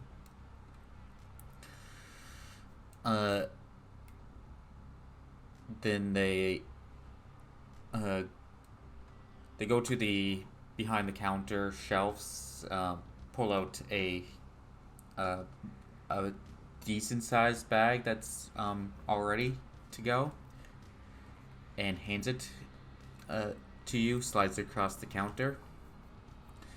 And I take it very nonchalantly, and I just take like a $5 out of my pocket and put it, just to show that we're exchanging something, so it doesn't look super sketchy. Well, it still looks huge sketchy, bag of drugs. but less sketchy. $5. Nice. Yes. Ah, if only. Maybe she just has a really good drug plan. You don't know. Great insurance. Like the best that this apocalyptic city has to offer. The person takes the money and nods to you. And no more words are exchanged as you get your rations to send out on deliveries. Yep, Which- pop it into my bag and hood goes back up. Yeah, you had to pick this up immediately, but you don't have to distribute them quite as urgently. You're still waiting for calls to come in, so Mm-hmm. nothing is super pressing at the moment for those. As I open up Has my she- backpack. Oh, sorry. Has she left the pharmacy yet? No, the both still at the pharmacy right now, about to leave, I'm assuming. Yeah. Was there something you want, Max? Yep, as soon as she leaves the pharmacy. Okay. Oh, okay. So just before I'm about to exit, like, I open my backpack and put the bag in there. And, like, if someone's paying really close attention, they'll see that, like, the outside of the backpack looks pretty scuffed up. Like, threads hanging off of it, some sewn on patches and stuff. Like, well used. But the inside is, like, insulated and, like, has, like, separate individual pockets and, like, specialized, like, stainless steel zippers and things. And then she just quickly zips it up. A number of security Mm, pockets sure. that can't be accessed from slitting the bag open. 100%. The zipper fold, there's a fold that goes over the zipper, so it can't be easily opened. It's her own design, and she's very proud of it.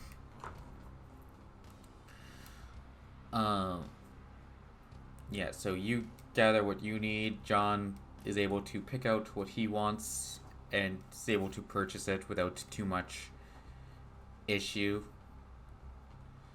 You likely need like a special over-the-counter medication that you have to kind of barter with for a little bit, but are able to eventually get it. Gather the ingredients that you know you need for your antidote.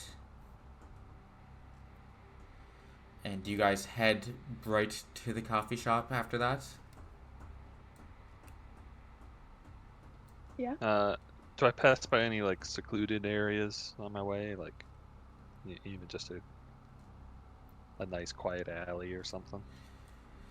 I'd say that'd be easy enough for you to find.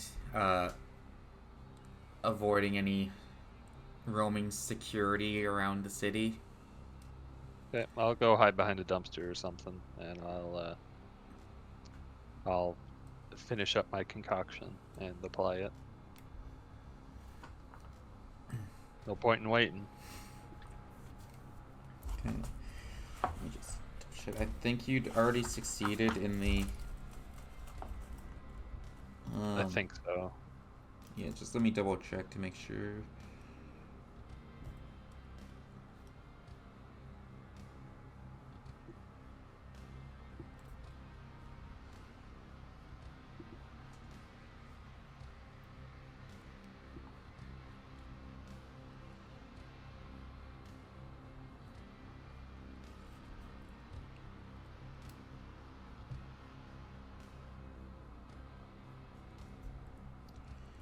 Yeah.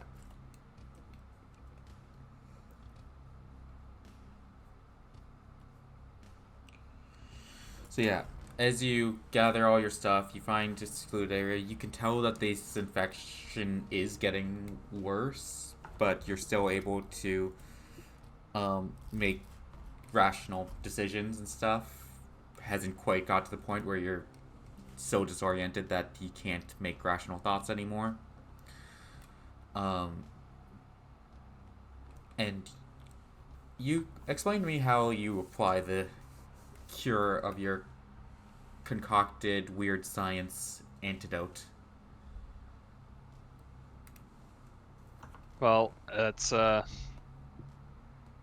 the consistency of butter. And I'm just kind of spreading it on. Like a Maybe piece with of toast. like a piece of toast. Covering any affected area. Yeah, then I you've have noticed that's some- gotten like up to your elbow at this point, and whereas before it was like just mid forearm, but now it's like past your elbow.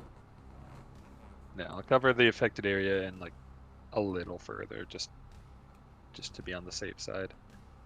And then I'll wrap the whole thing in gauze, and then glove back up. Yeah. So, as you apply this, you can sort of feel like it does start to recede and like the nausea starts to wear off a bit.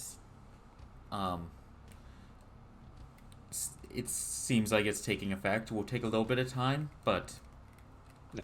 it's seems to be receding instead of spreading now. Very good. And you can make your way to the coffee shop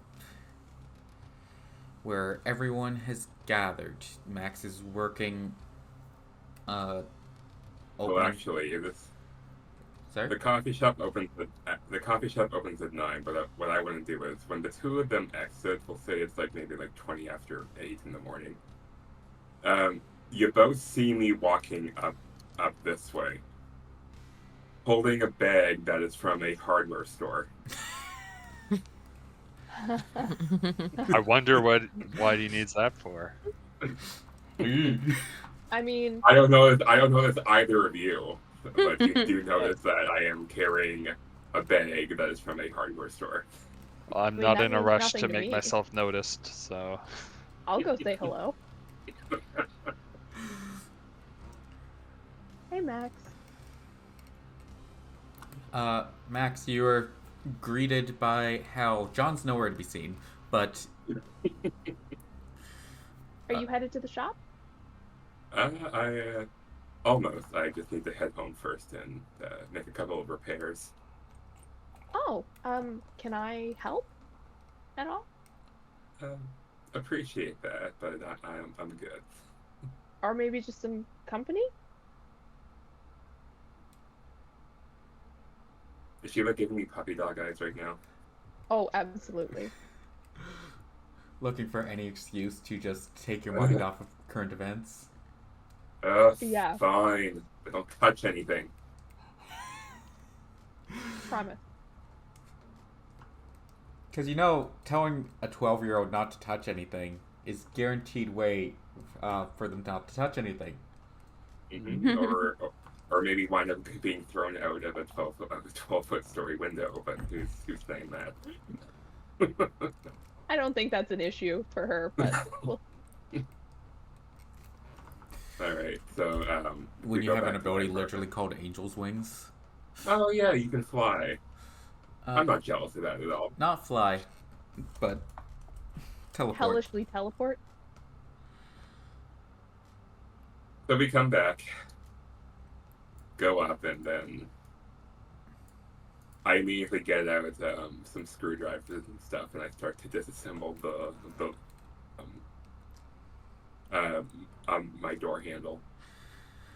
So, Hal, you Oh. enter an apartment that is like on the higher end of town, and a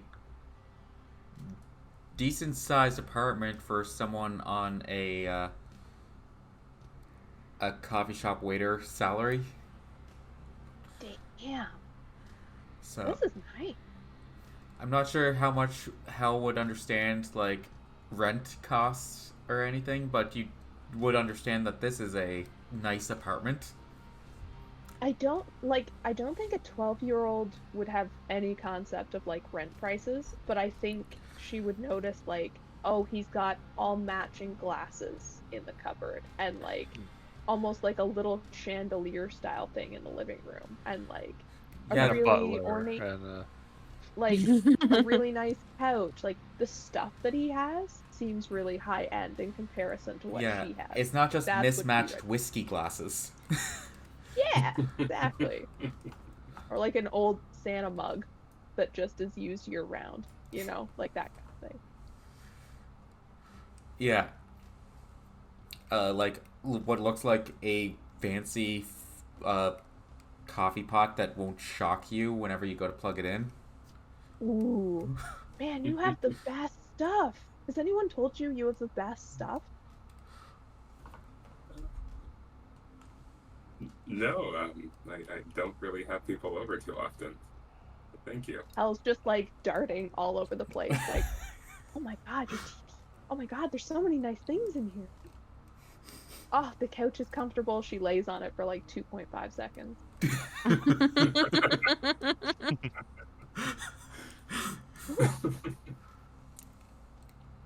So What I'm just happened doing there? my thing. What happened where? Yeah. Sorry. I'm pointing at the repair that you're doing. Oh,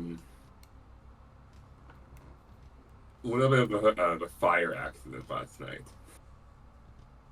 Oh, Yeah. damn. Yeah, you want to be careful with all this cool stuff in here. So, yeah, be more careful, Max.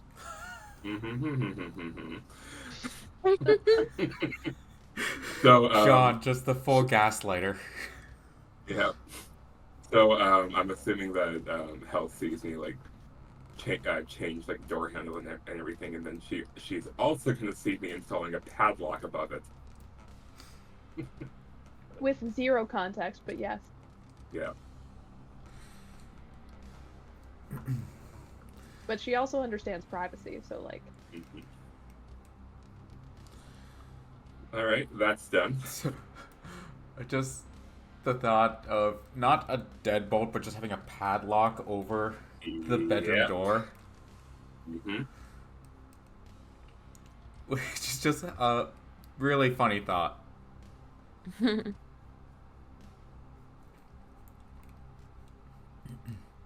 Oh, and not that Hell would realize this, but there is a noticeable lack of a blanket-covered mirror in my living room now. wouldn't know the difference. Yeah. Does So, while the repairs are happening, though, the door would be open. Does Hal take a glance inside the bedroom at any point? Probably not, honestly. I mean, if she'd probably start to get closer as you're finishing up the job, but she's just been like looking at, you know, everything in the living room and in the kitchen. I'm imagining like an open concept kind of area. Like, oh She's my not God, even a there's so little much curious. bacon. I mean, she might try and like, if she tries to get close, I would shoot her a dirty look, like just to back off. What? I just want to see more nice things. I have juice in the fridge. Go help yourself. Juice. Juice. You know what my coffee order is, sir? I don't drink juice. That's for children. Yeah, not enough sugar. If he has so much nice stuff in the apartment, just out here in the open in the living room, imagine how much nice stuff is behind that locked door. Oh my god! John's not there. The You're not gaslighting voice here. in the sky is trying so hard right now. John is just the worst influence. But yeah, so I'm done with the repairs. I put a big ass like Mastercraft padlock on my door, and I motioned to Hell to leave. Mastercraft still survived the apocalypse. Mm-hmm. Believable. All right, so I guess we leave and head for the coffee shop. Yeah. You guys head down towards the coffee shop. At this point, Although wasn't Wynn gonna come to your apartment? No, we were meeting at the coffee shop. I think first is when she. Yeah. Oh, okay. I'm opening, then she's doing an afternoon close. Cool. yeah, so you show up for your shift, which you have to be there like a little before opening. But I'm sure you can get away with letting one or two people that you know in before actually opening. I don't. How long? Max has probably worked there long enough, right? Mm-hmm. Oh yeah. So yeah, you guys actually have a bit of time before the coffee shop is open to discuss anything of interest. Oh, me and Hell. John would eventually make his way there too, and so would Win. Mm. You guys all kind of converge on the coffee shop a little bit before it opens. I just exchange a look between the two between John and Wynn, and motion everybody to come inside. Wynn's gonna be like big sunglasses, almost looking hungover, and she's gonna have like she's not for mornings, and she hasn't taken her meds yet because she tries to take them as late into the day as she can so it lasts longer. So she's in like full blown dealing with hallucinations, but they're actually not situation. So she's just coming into the store looking a little rough. Just And fully seeking not a morning caffeine. person. No, mornings suck for her, so she's like doing that almost like blind, like where's my drink kind of thing. Just no words spoken, just hand out coffee. So I go but behind green the tea, counter. but yeah. I go behind the counter. I start making up everyone's preferred drinks. I give Hell's her first, and it looks okay. She takes it, and then I get to the other two drinks, and when I hand it to you, they are boiling over hot. Enjoy, I say with a smile.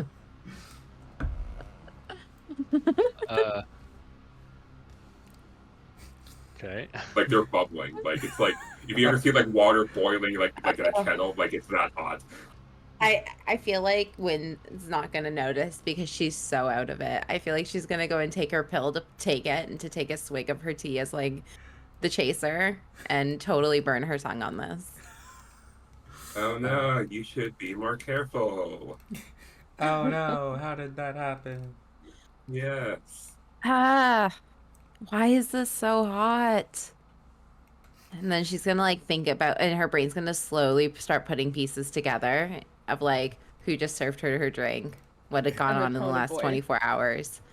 And she's gonna look up at Max and like pull her sunglasses down so he can see her eyes. Why? Is all she's gonna say to him. Why do this to my tea? We can talk. Just pure spitefulness. Yeah.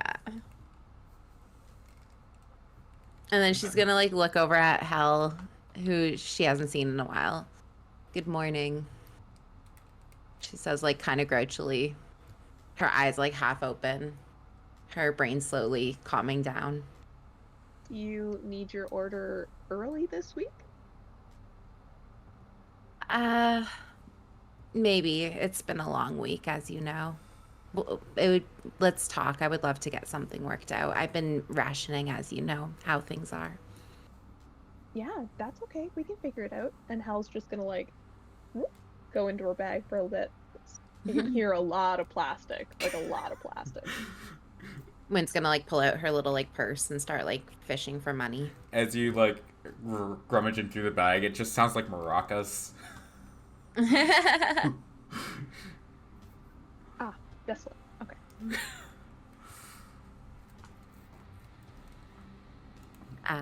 Thank you. And she like hands her the money over, and then she like decides to take a second pill because she's really feeling it this morning. Yeah, lots of things, a lot of odd senses going on that you're not used to.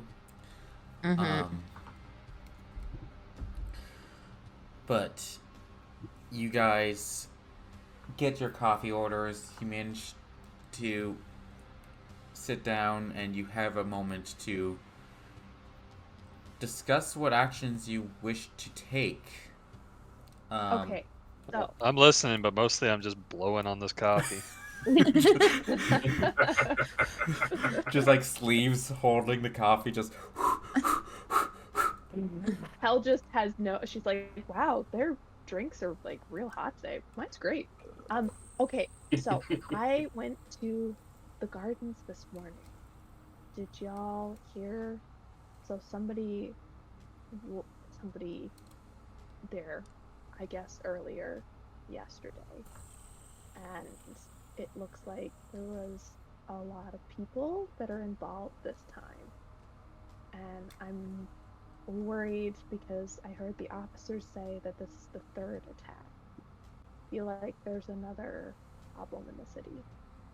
Like, has anybody heard anything else? Should we get on this? Like,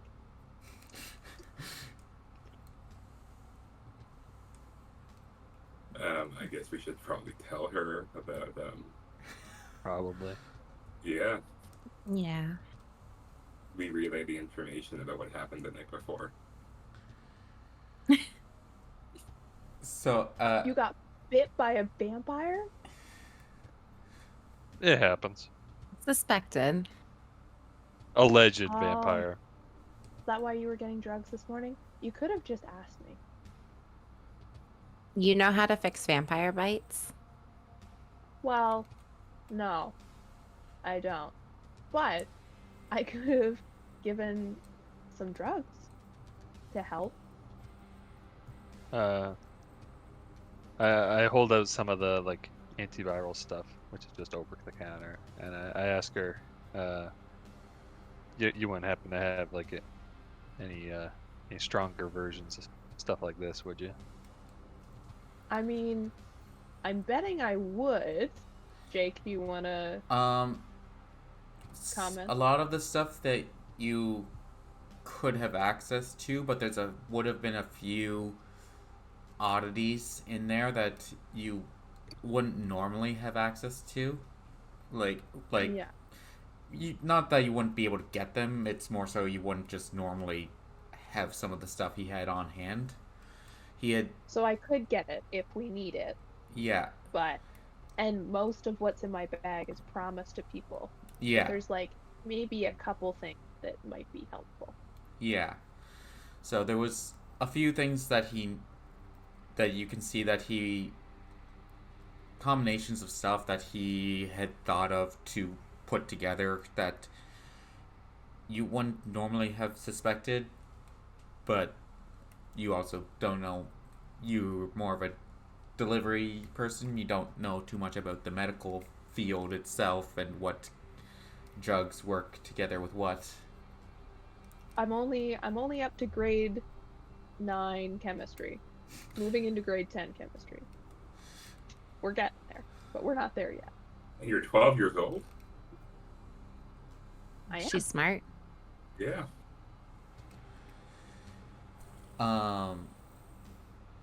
So, yeah, like there's some stuff in there that you'd have easy access to, some things that you just wouldn't normally have on you. Hmm. But it is possible to recreate what he had concocted. And I'm just wondering if we had stronger stuff, we could make like a faster acting remedy, or even like a vaccine type preemptive thing.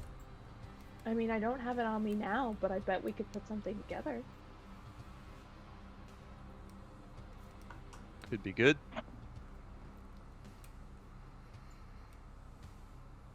Hal writes up a little like piece of paper on what she thinks they might need, like a list of ingredients, and then gives it to John.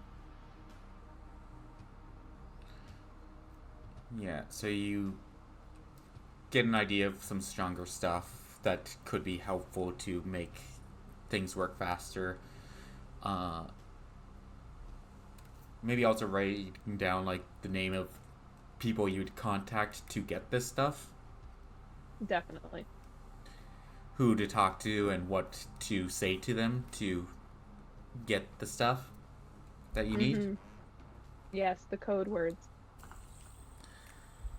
All the what would the 12-year-old's code word be for some of the stuff? I'm just curious. Oh, Booger fart. it would.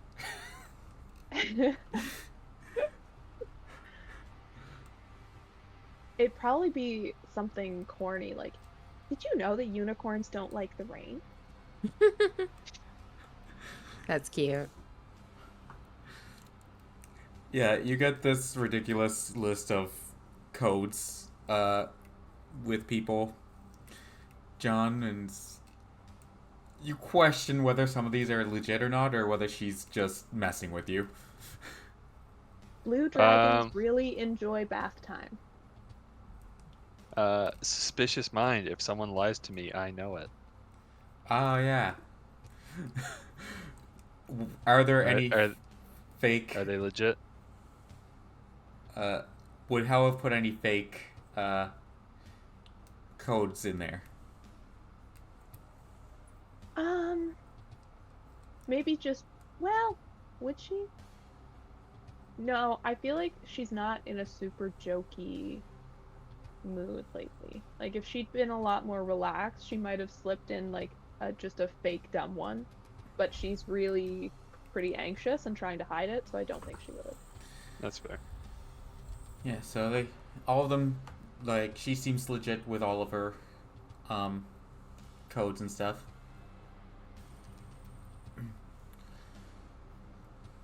Does Hal share everything that she had overheard? Yes. Yeah.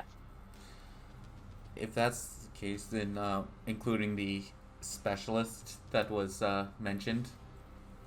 Oh, yeah. Dr. Ayoko? Was it? Asuka? Asuka. They're bringing in a specialist. Asuko? Dr. Asuka. Oh, Asuko.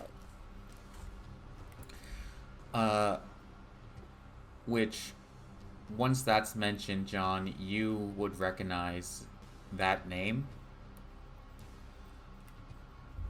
as, in your latest research, is the former director of the Science Center who had left shortly after the surge. Do I know anything about the circumstances of their leaving? I think I stated last time it was they had been I could be wrong on this. I'd have to go back and listen to the last recording. But I think it was they had the official report is that they had left their job and moved to another city, relocated to another city. but there has also been no word of them ever since. Mm.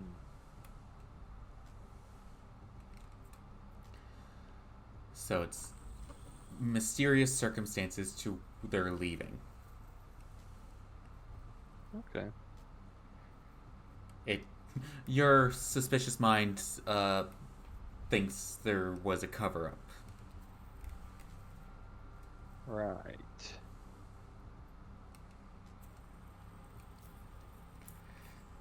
The fact that they're now said to be helping the police with this investigation is an odd coincidence. Maybe we should find them.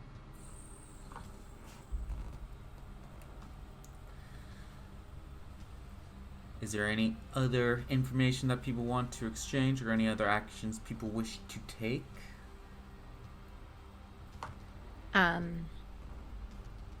Wynn's gonna like look to the group. So should we like go find more of these vampire-esque people? Do you think there's more, or do you think we should like wait and see what happens here with the victim? We should probably try and find that lady that ran away. But what if she becomes like violent? Then we do what we have to do.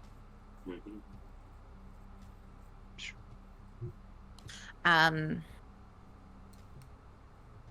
Yeah, Wynn nods. She gets it. At this point, she's kind of given in to the fact that she's just like along for the ride for this. So she's like, yeah. My shift starts at 1, so I have like 4 hours or 5 hours before I need to be back here.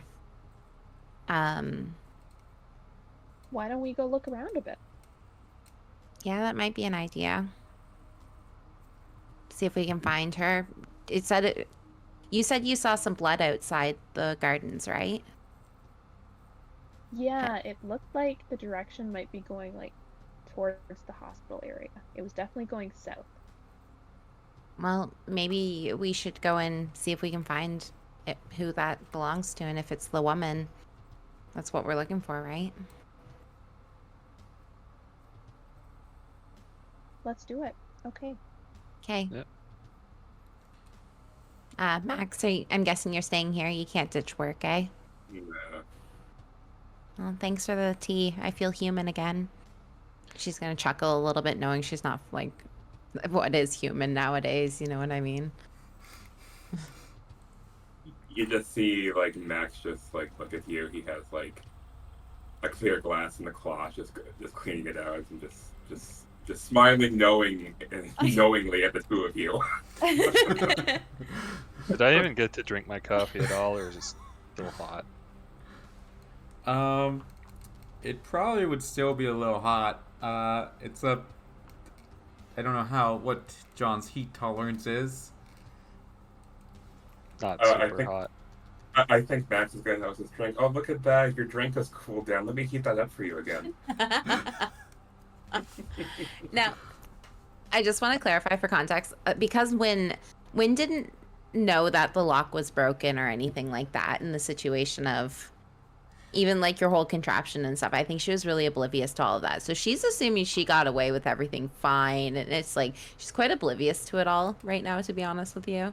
She just thinks that you accidentally just heated her tea up too hot. So she's very dumb to social cues of like the fact that, Okay. yeah. Because from Max's point of view, it's just like he knows something happened, but he doesn't know if it was one of you or the other, or both of you. So it's kind of like just passive aggressive to the both of you right now. I got it. Well, I get that's the game we're playing. And when I go up to pay for my coffee, I make a point of counting out the exact change and not giving any tip. Ooh. Talk about temperatures and how cold that is. Oh. Savage. Oh no, let's try this then. Oh boy. So I'm gonna. So By the way, Max is wearing sunglasses now because of the whole thing from before. So he just tips his glasses down and looks at John and like does mental dominion on him. Okay. Okay, what happens? Roll to Okay, manipulate someone with mental yeah, dominion. Yeah, so because you are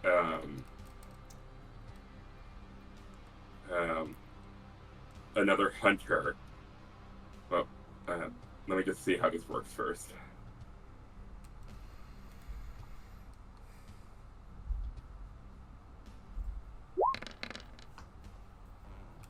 Oh, Yes. wonderful. So, with you look into his eyes, you can feel this presence pressing into your mind, and you can feel his influence trying to dominate you, but your mind is stronger. Too suspicious. The paranoia sets in, and you're just like, whoa, whoa, whoa, whoa, whoa, whoa, whoa. You know something's up. Didn't seem super hostile, but...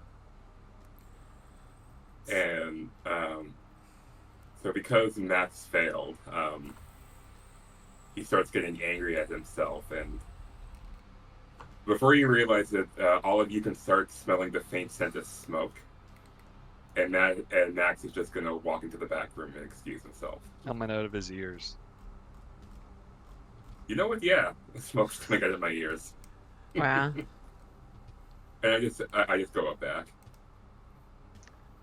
Okay, I'm gonna take the W there and just leave.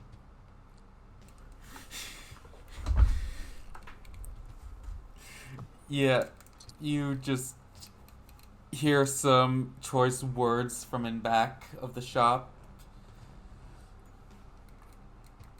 Hal looks over at Win and is like, everything there? That was weird. They okay?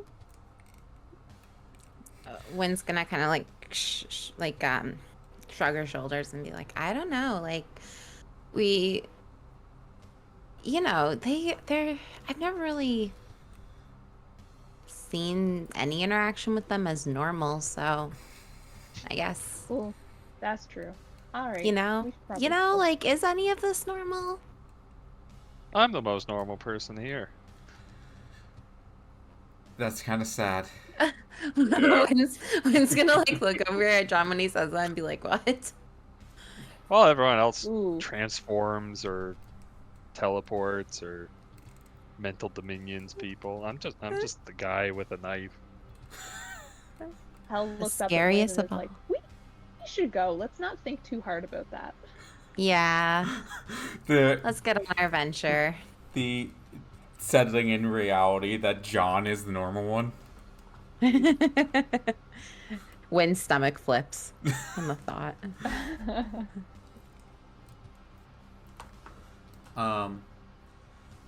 But yeah, you guys head towards the hospital, was it?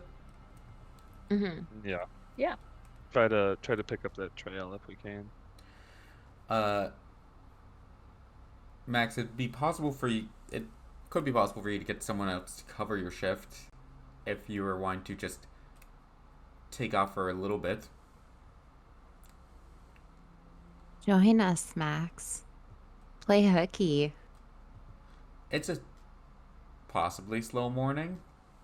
All the cool kids are doing it. Make the trainee run the store. You know we don't like Just a her. quick. Jake, Yeah? this is weird. What? I have the dice actually roll on my screen, and I got a 6 and a 1, but the thing that came up says I got a 1 and a 2. It's not adding up properly.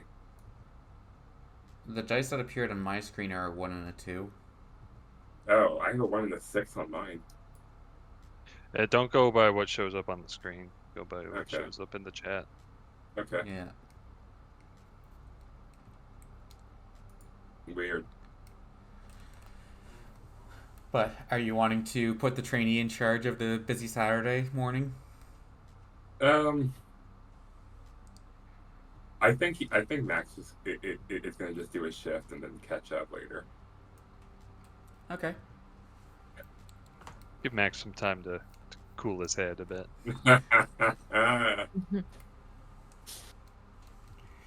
You guys head towards the hospital.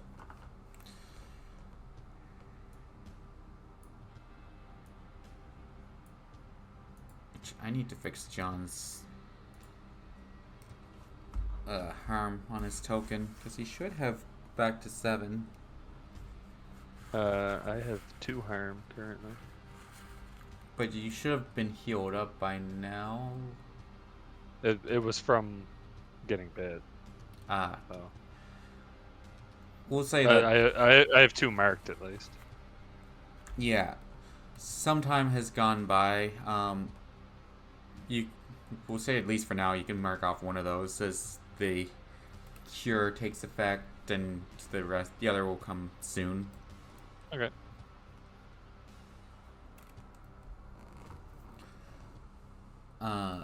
You guys make your way to the hospital. And what's your plan for when you get there?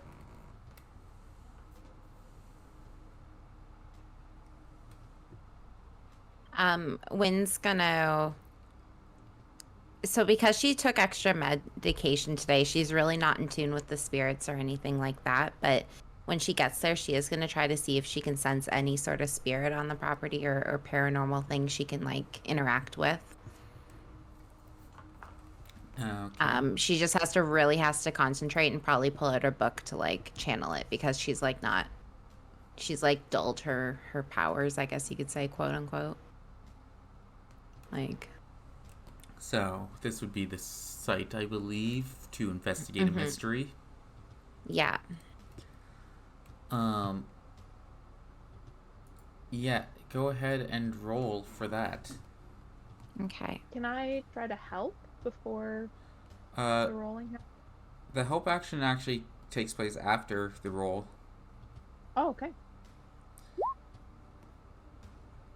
Ooh, which wouldn't be worth it. Yeah, it only gives +1. So. Yeah. No. But still mixed success. 5 and a 1. Not too bad. Let me just reread the sight ability again. I don't remember all of your special stuff. You see, you may communicate with them and maybe even.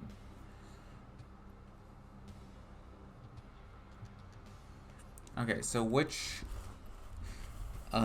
if there's a question from that list you want to ask, you can ask one of those, or if there's another question, we can see if there'd be a way for you to get an answer for another question. Basically, what I want to ask the spirit is, where did the woman go? So where did it go? Where did she go? Did she come this way? Alright.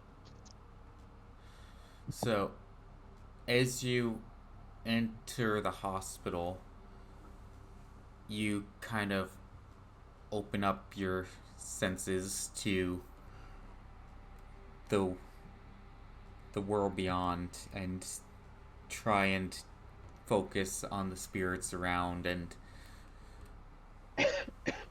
being here at a hospital where death is frequent, you're like basically overstimulated with the energy around. So it's makes it hard to focus on getting more information, but you hear the whispers from the voices around you.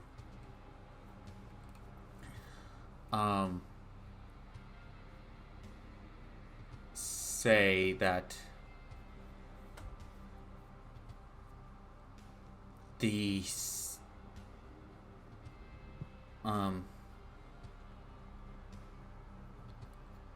the woman's here.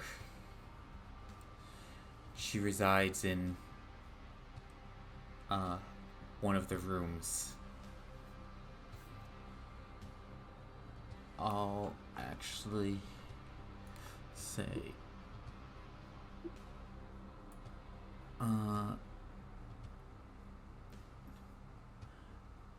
request Eleanor Brown.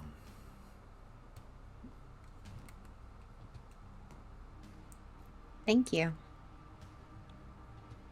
I hope that you can have a safe journey on your path here, ghost, spirit.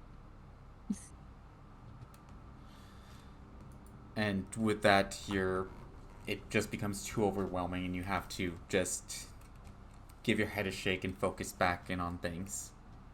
Yeah.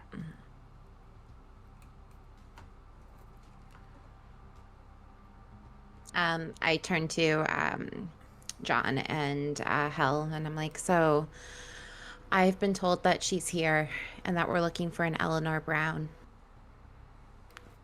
How do you want to do this? I could go in and talk to the front desk and see if they're willing to tell me where she is.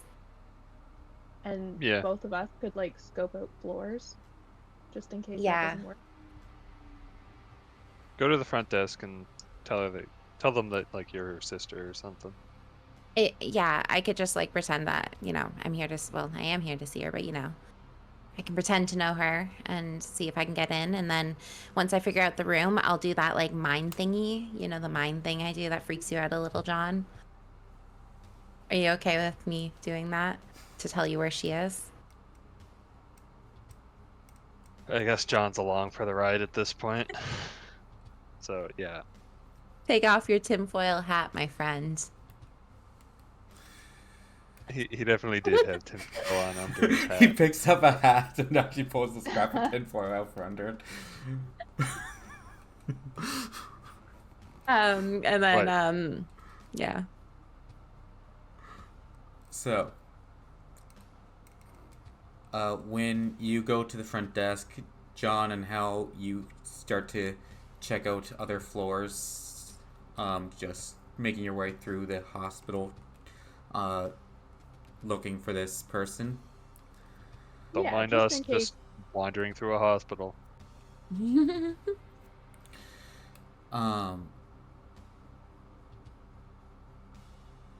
So when you go up to the person at the counter, they look up to you and it's just like, yes, may I help you?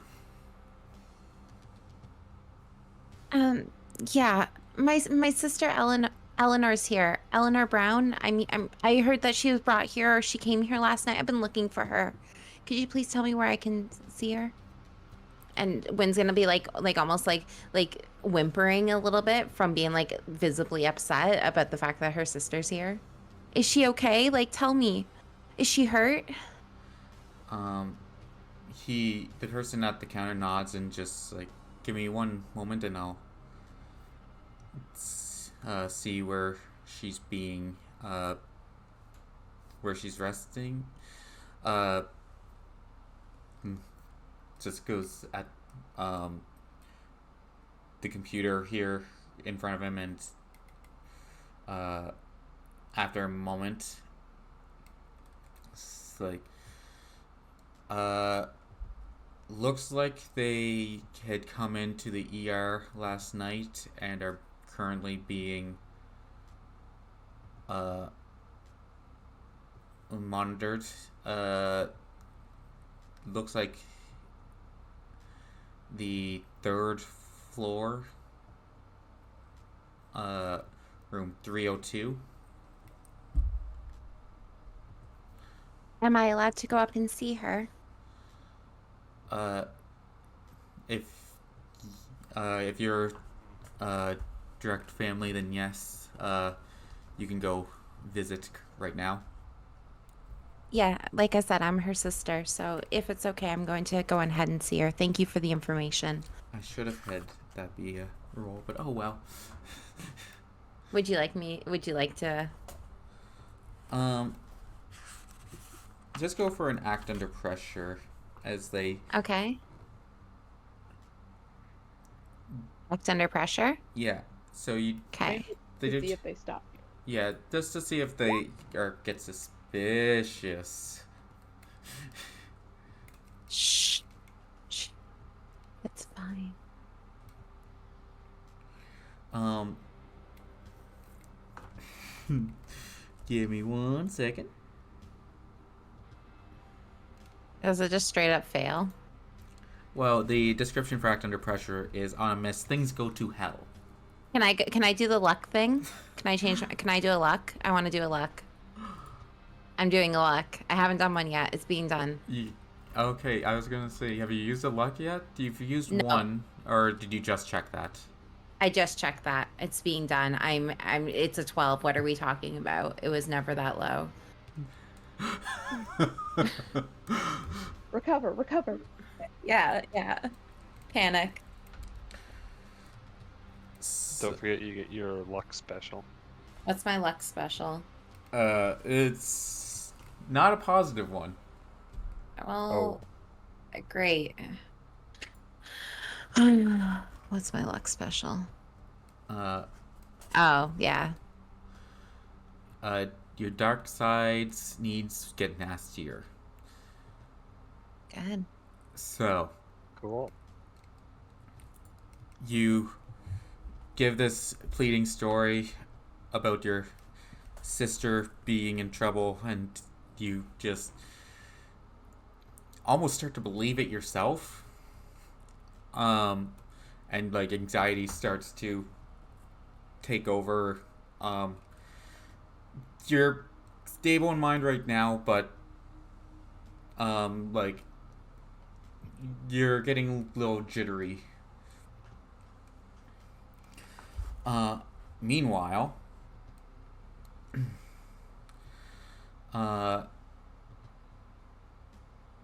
John and Hell had split up to take on separate floors.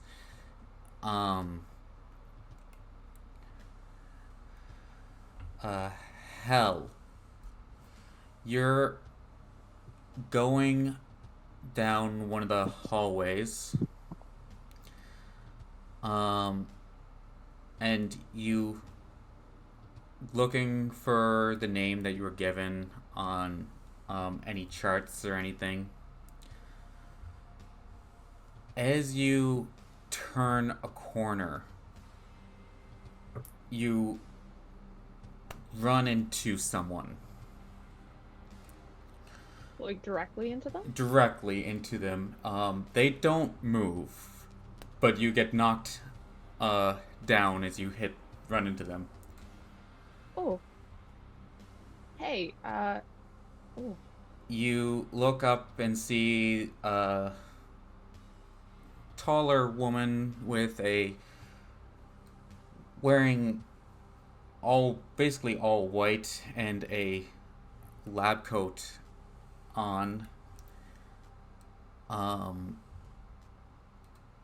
And a tag that says on their jacket that states Polaris Industries on it.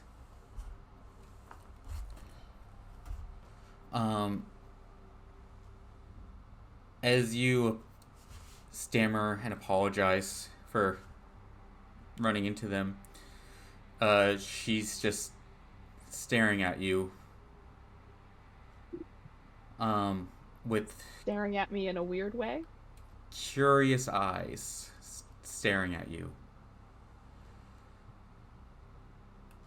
She tilts her head to the side and says, and just looks at you, just like, you seem odd. What is your name, child?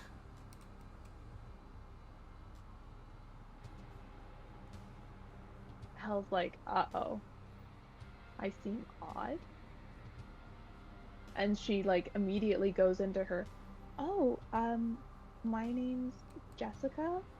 I'm just looking for my parents in here. Have you seen them?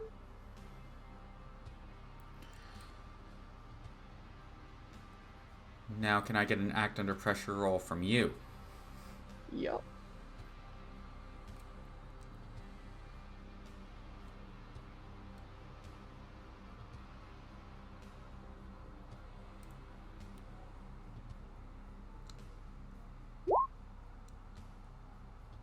Mixed.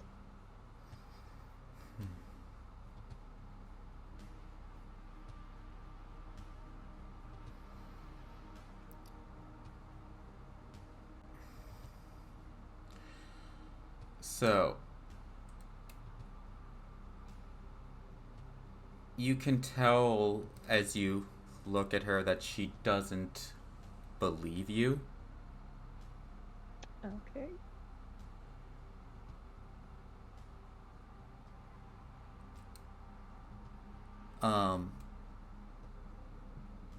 She kneels down to your level and just looks at you. She's like,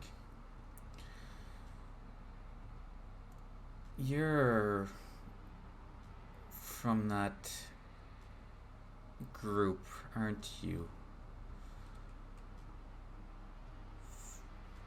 What do they call I'll them? take half a little step back. What do they call themselves? The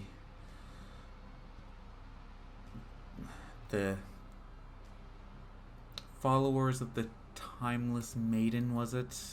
The odd name, which you would know as the name of the cult that you escaped. Okay. Hel's just gonna run. As you do, she just not looks and says, "You could put a damper on my plans. I can't allow this." When? Yeah. I'm going to get you to roll your hunches. Okay.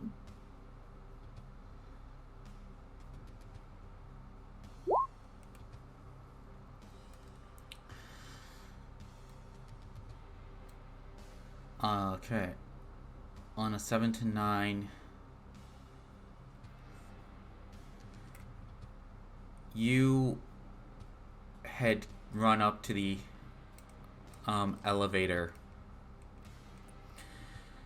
and you exit the elevator to see Hell running towards you Mm-hmm.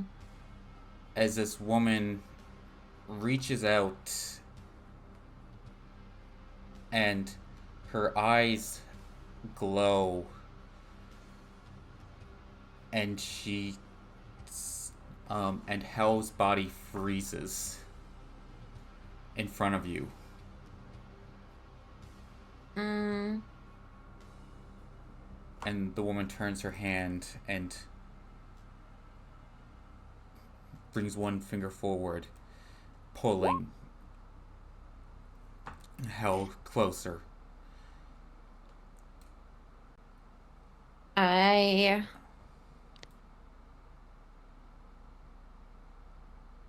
am going to pull out my book out of my bag right away and get myself prepared to do something to stop her from pulling her, such as use magic right away, because I don't want her to have her go closer. So I want to like stop the person from doing that. So, as you this person pulls Hell towards her, Mm-hmm. you go to you yank out your tome and try to channel your own magic as quickly as you can to prevent. You don't know what's happening. Yeah, I don't. I just feel like it's not a good thing that she's getting pulled forward, so I want to stop that from happening. I want to kind of neutralize that. So, roll use magic.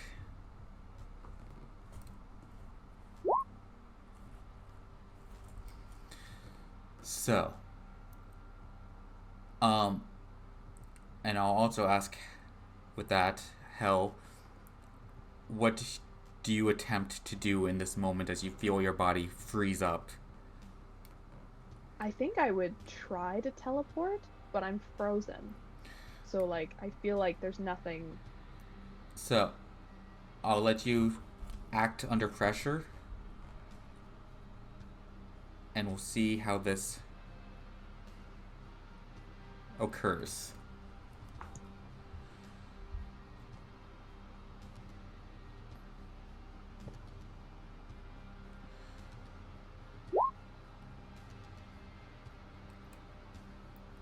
Okay.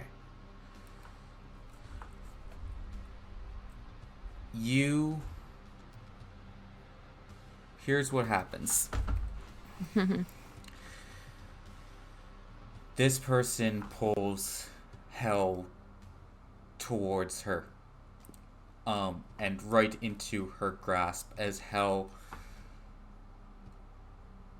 tries to teleport out. When you use magic, channeling a spell to try and sever the connection between them.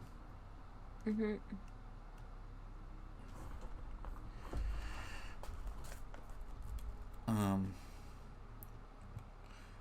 Do you have a specific thing in mind that you were attempting to do with your use magic? I was more so trying to trap the individual who was pulling, so the woman who was pulling a Hell. I wanted to use magic to trap to stop, to like neutralize the effects. So, if that makes sense, like trap Yeah. her in place.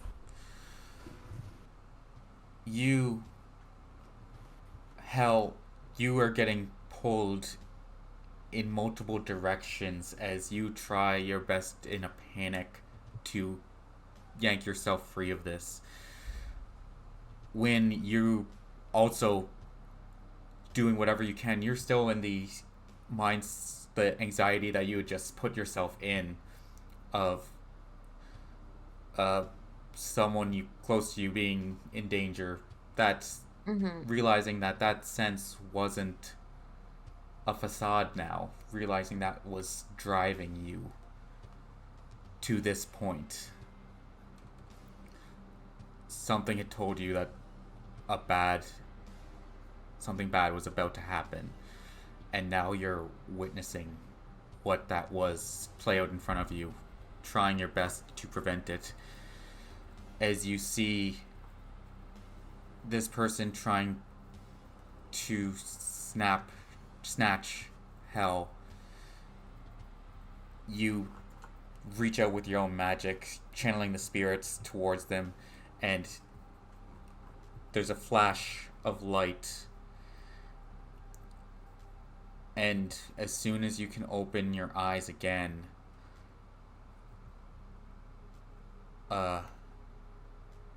Hell is gone. Ooh.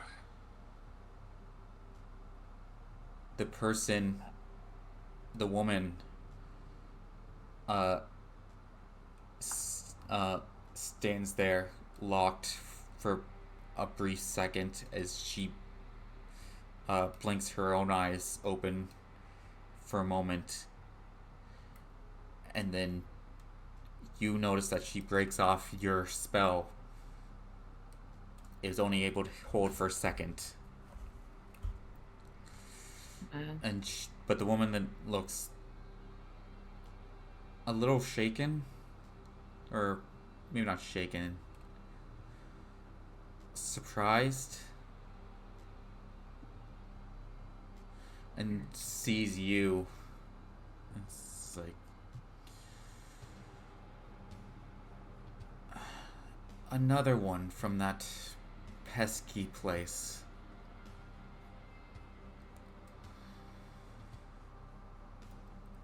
It seems they've accomplished more than I had actually noted.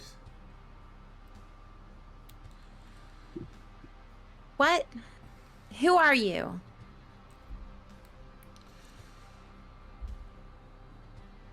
Where's my friend?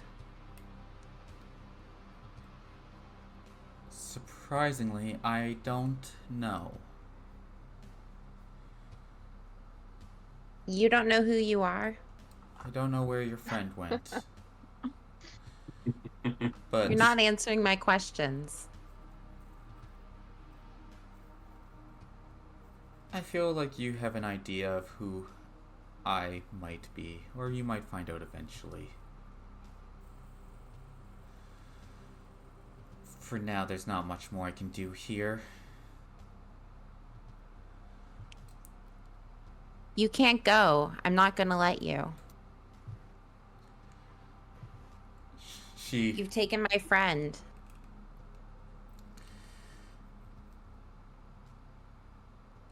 When was the last time you... How long ago was it that you left the Timeless Maidens? What do you mean by that? Which, I don't know what you're talking about. when you would recognize that name as well as being the cult that you had left. Oh, surprise, surprise. Yeah, but she's still playing it up. I don't know what you're talking about. And she's gonna like hold her like book, because she's been holding her book out. She's gonna hold it tighter. And like her like fingers her hands begin to shake a little.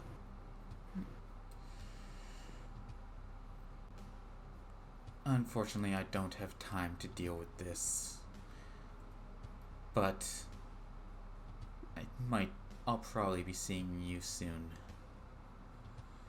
You might prove to be either a valuable asset or a thorn that needs to be removed. Who And are you? she What's your starts name? to walk away around the corner. Wynn's still trying to like get her info, and she's like trying to follow her. As you go around the corner, you see no trace of the woman who had appeared.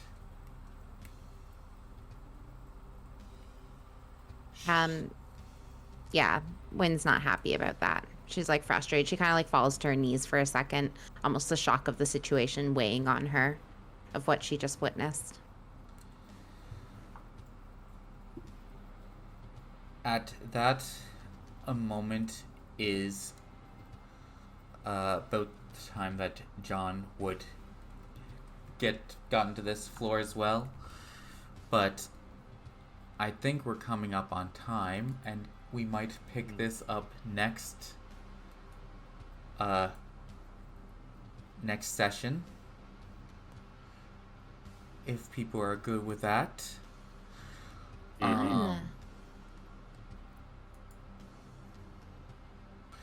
So, next session is going to be the 1st of October. Nice.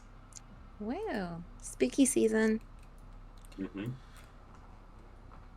So, we also have a surprise. We'll be having a new player joining us next session as well. Wait, actually? Yeah. Oh, cool. I've recently added him to the Discord, or Tamara added him to the Discord. He's a friend of mine.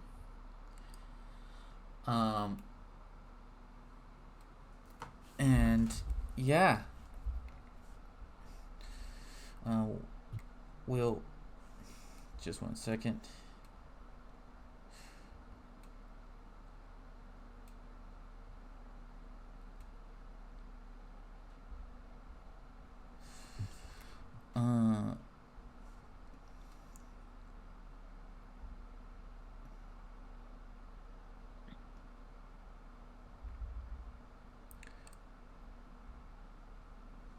Okay. Yeah. So we'll pick up from here next session, and we'll be joined by a new player. Whose character. Actually, we'll reveal his character in due time. That'll be a surprise during the month. Nice. I gotta have something to fill up the time. But until then, I hope everyone enjoyed this little adventure, and we'll see how they deal with this infection next session and the Nice. current events that just occurred. Bye bye bye.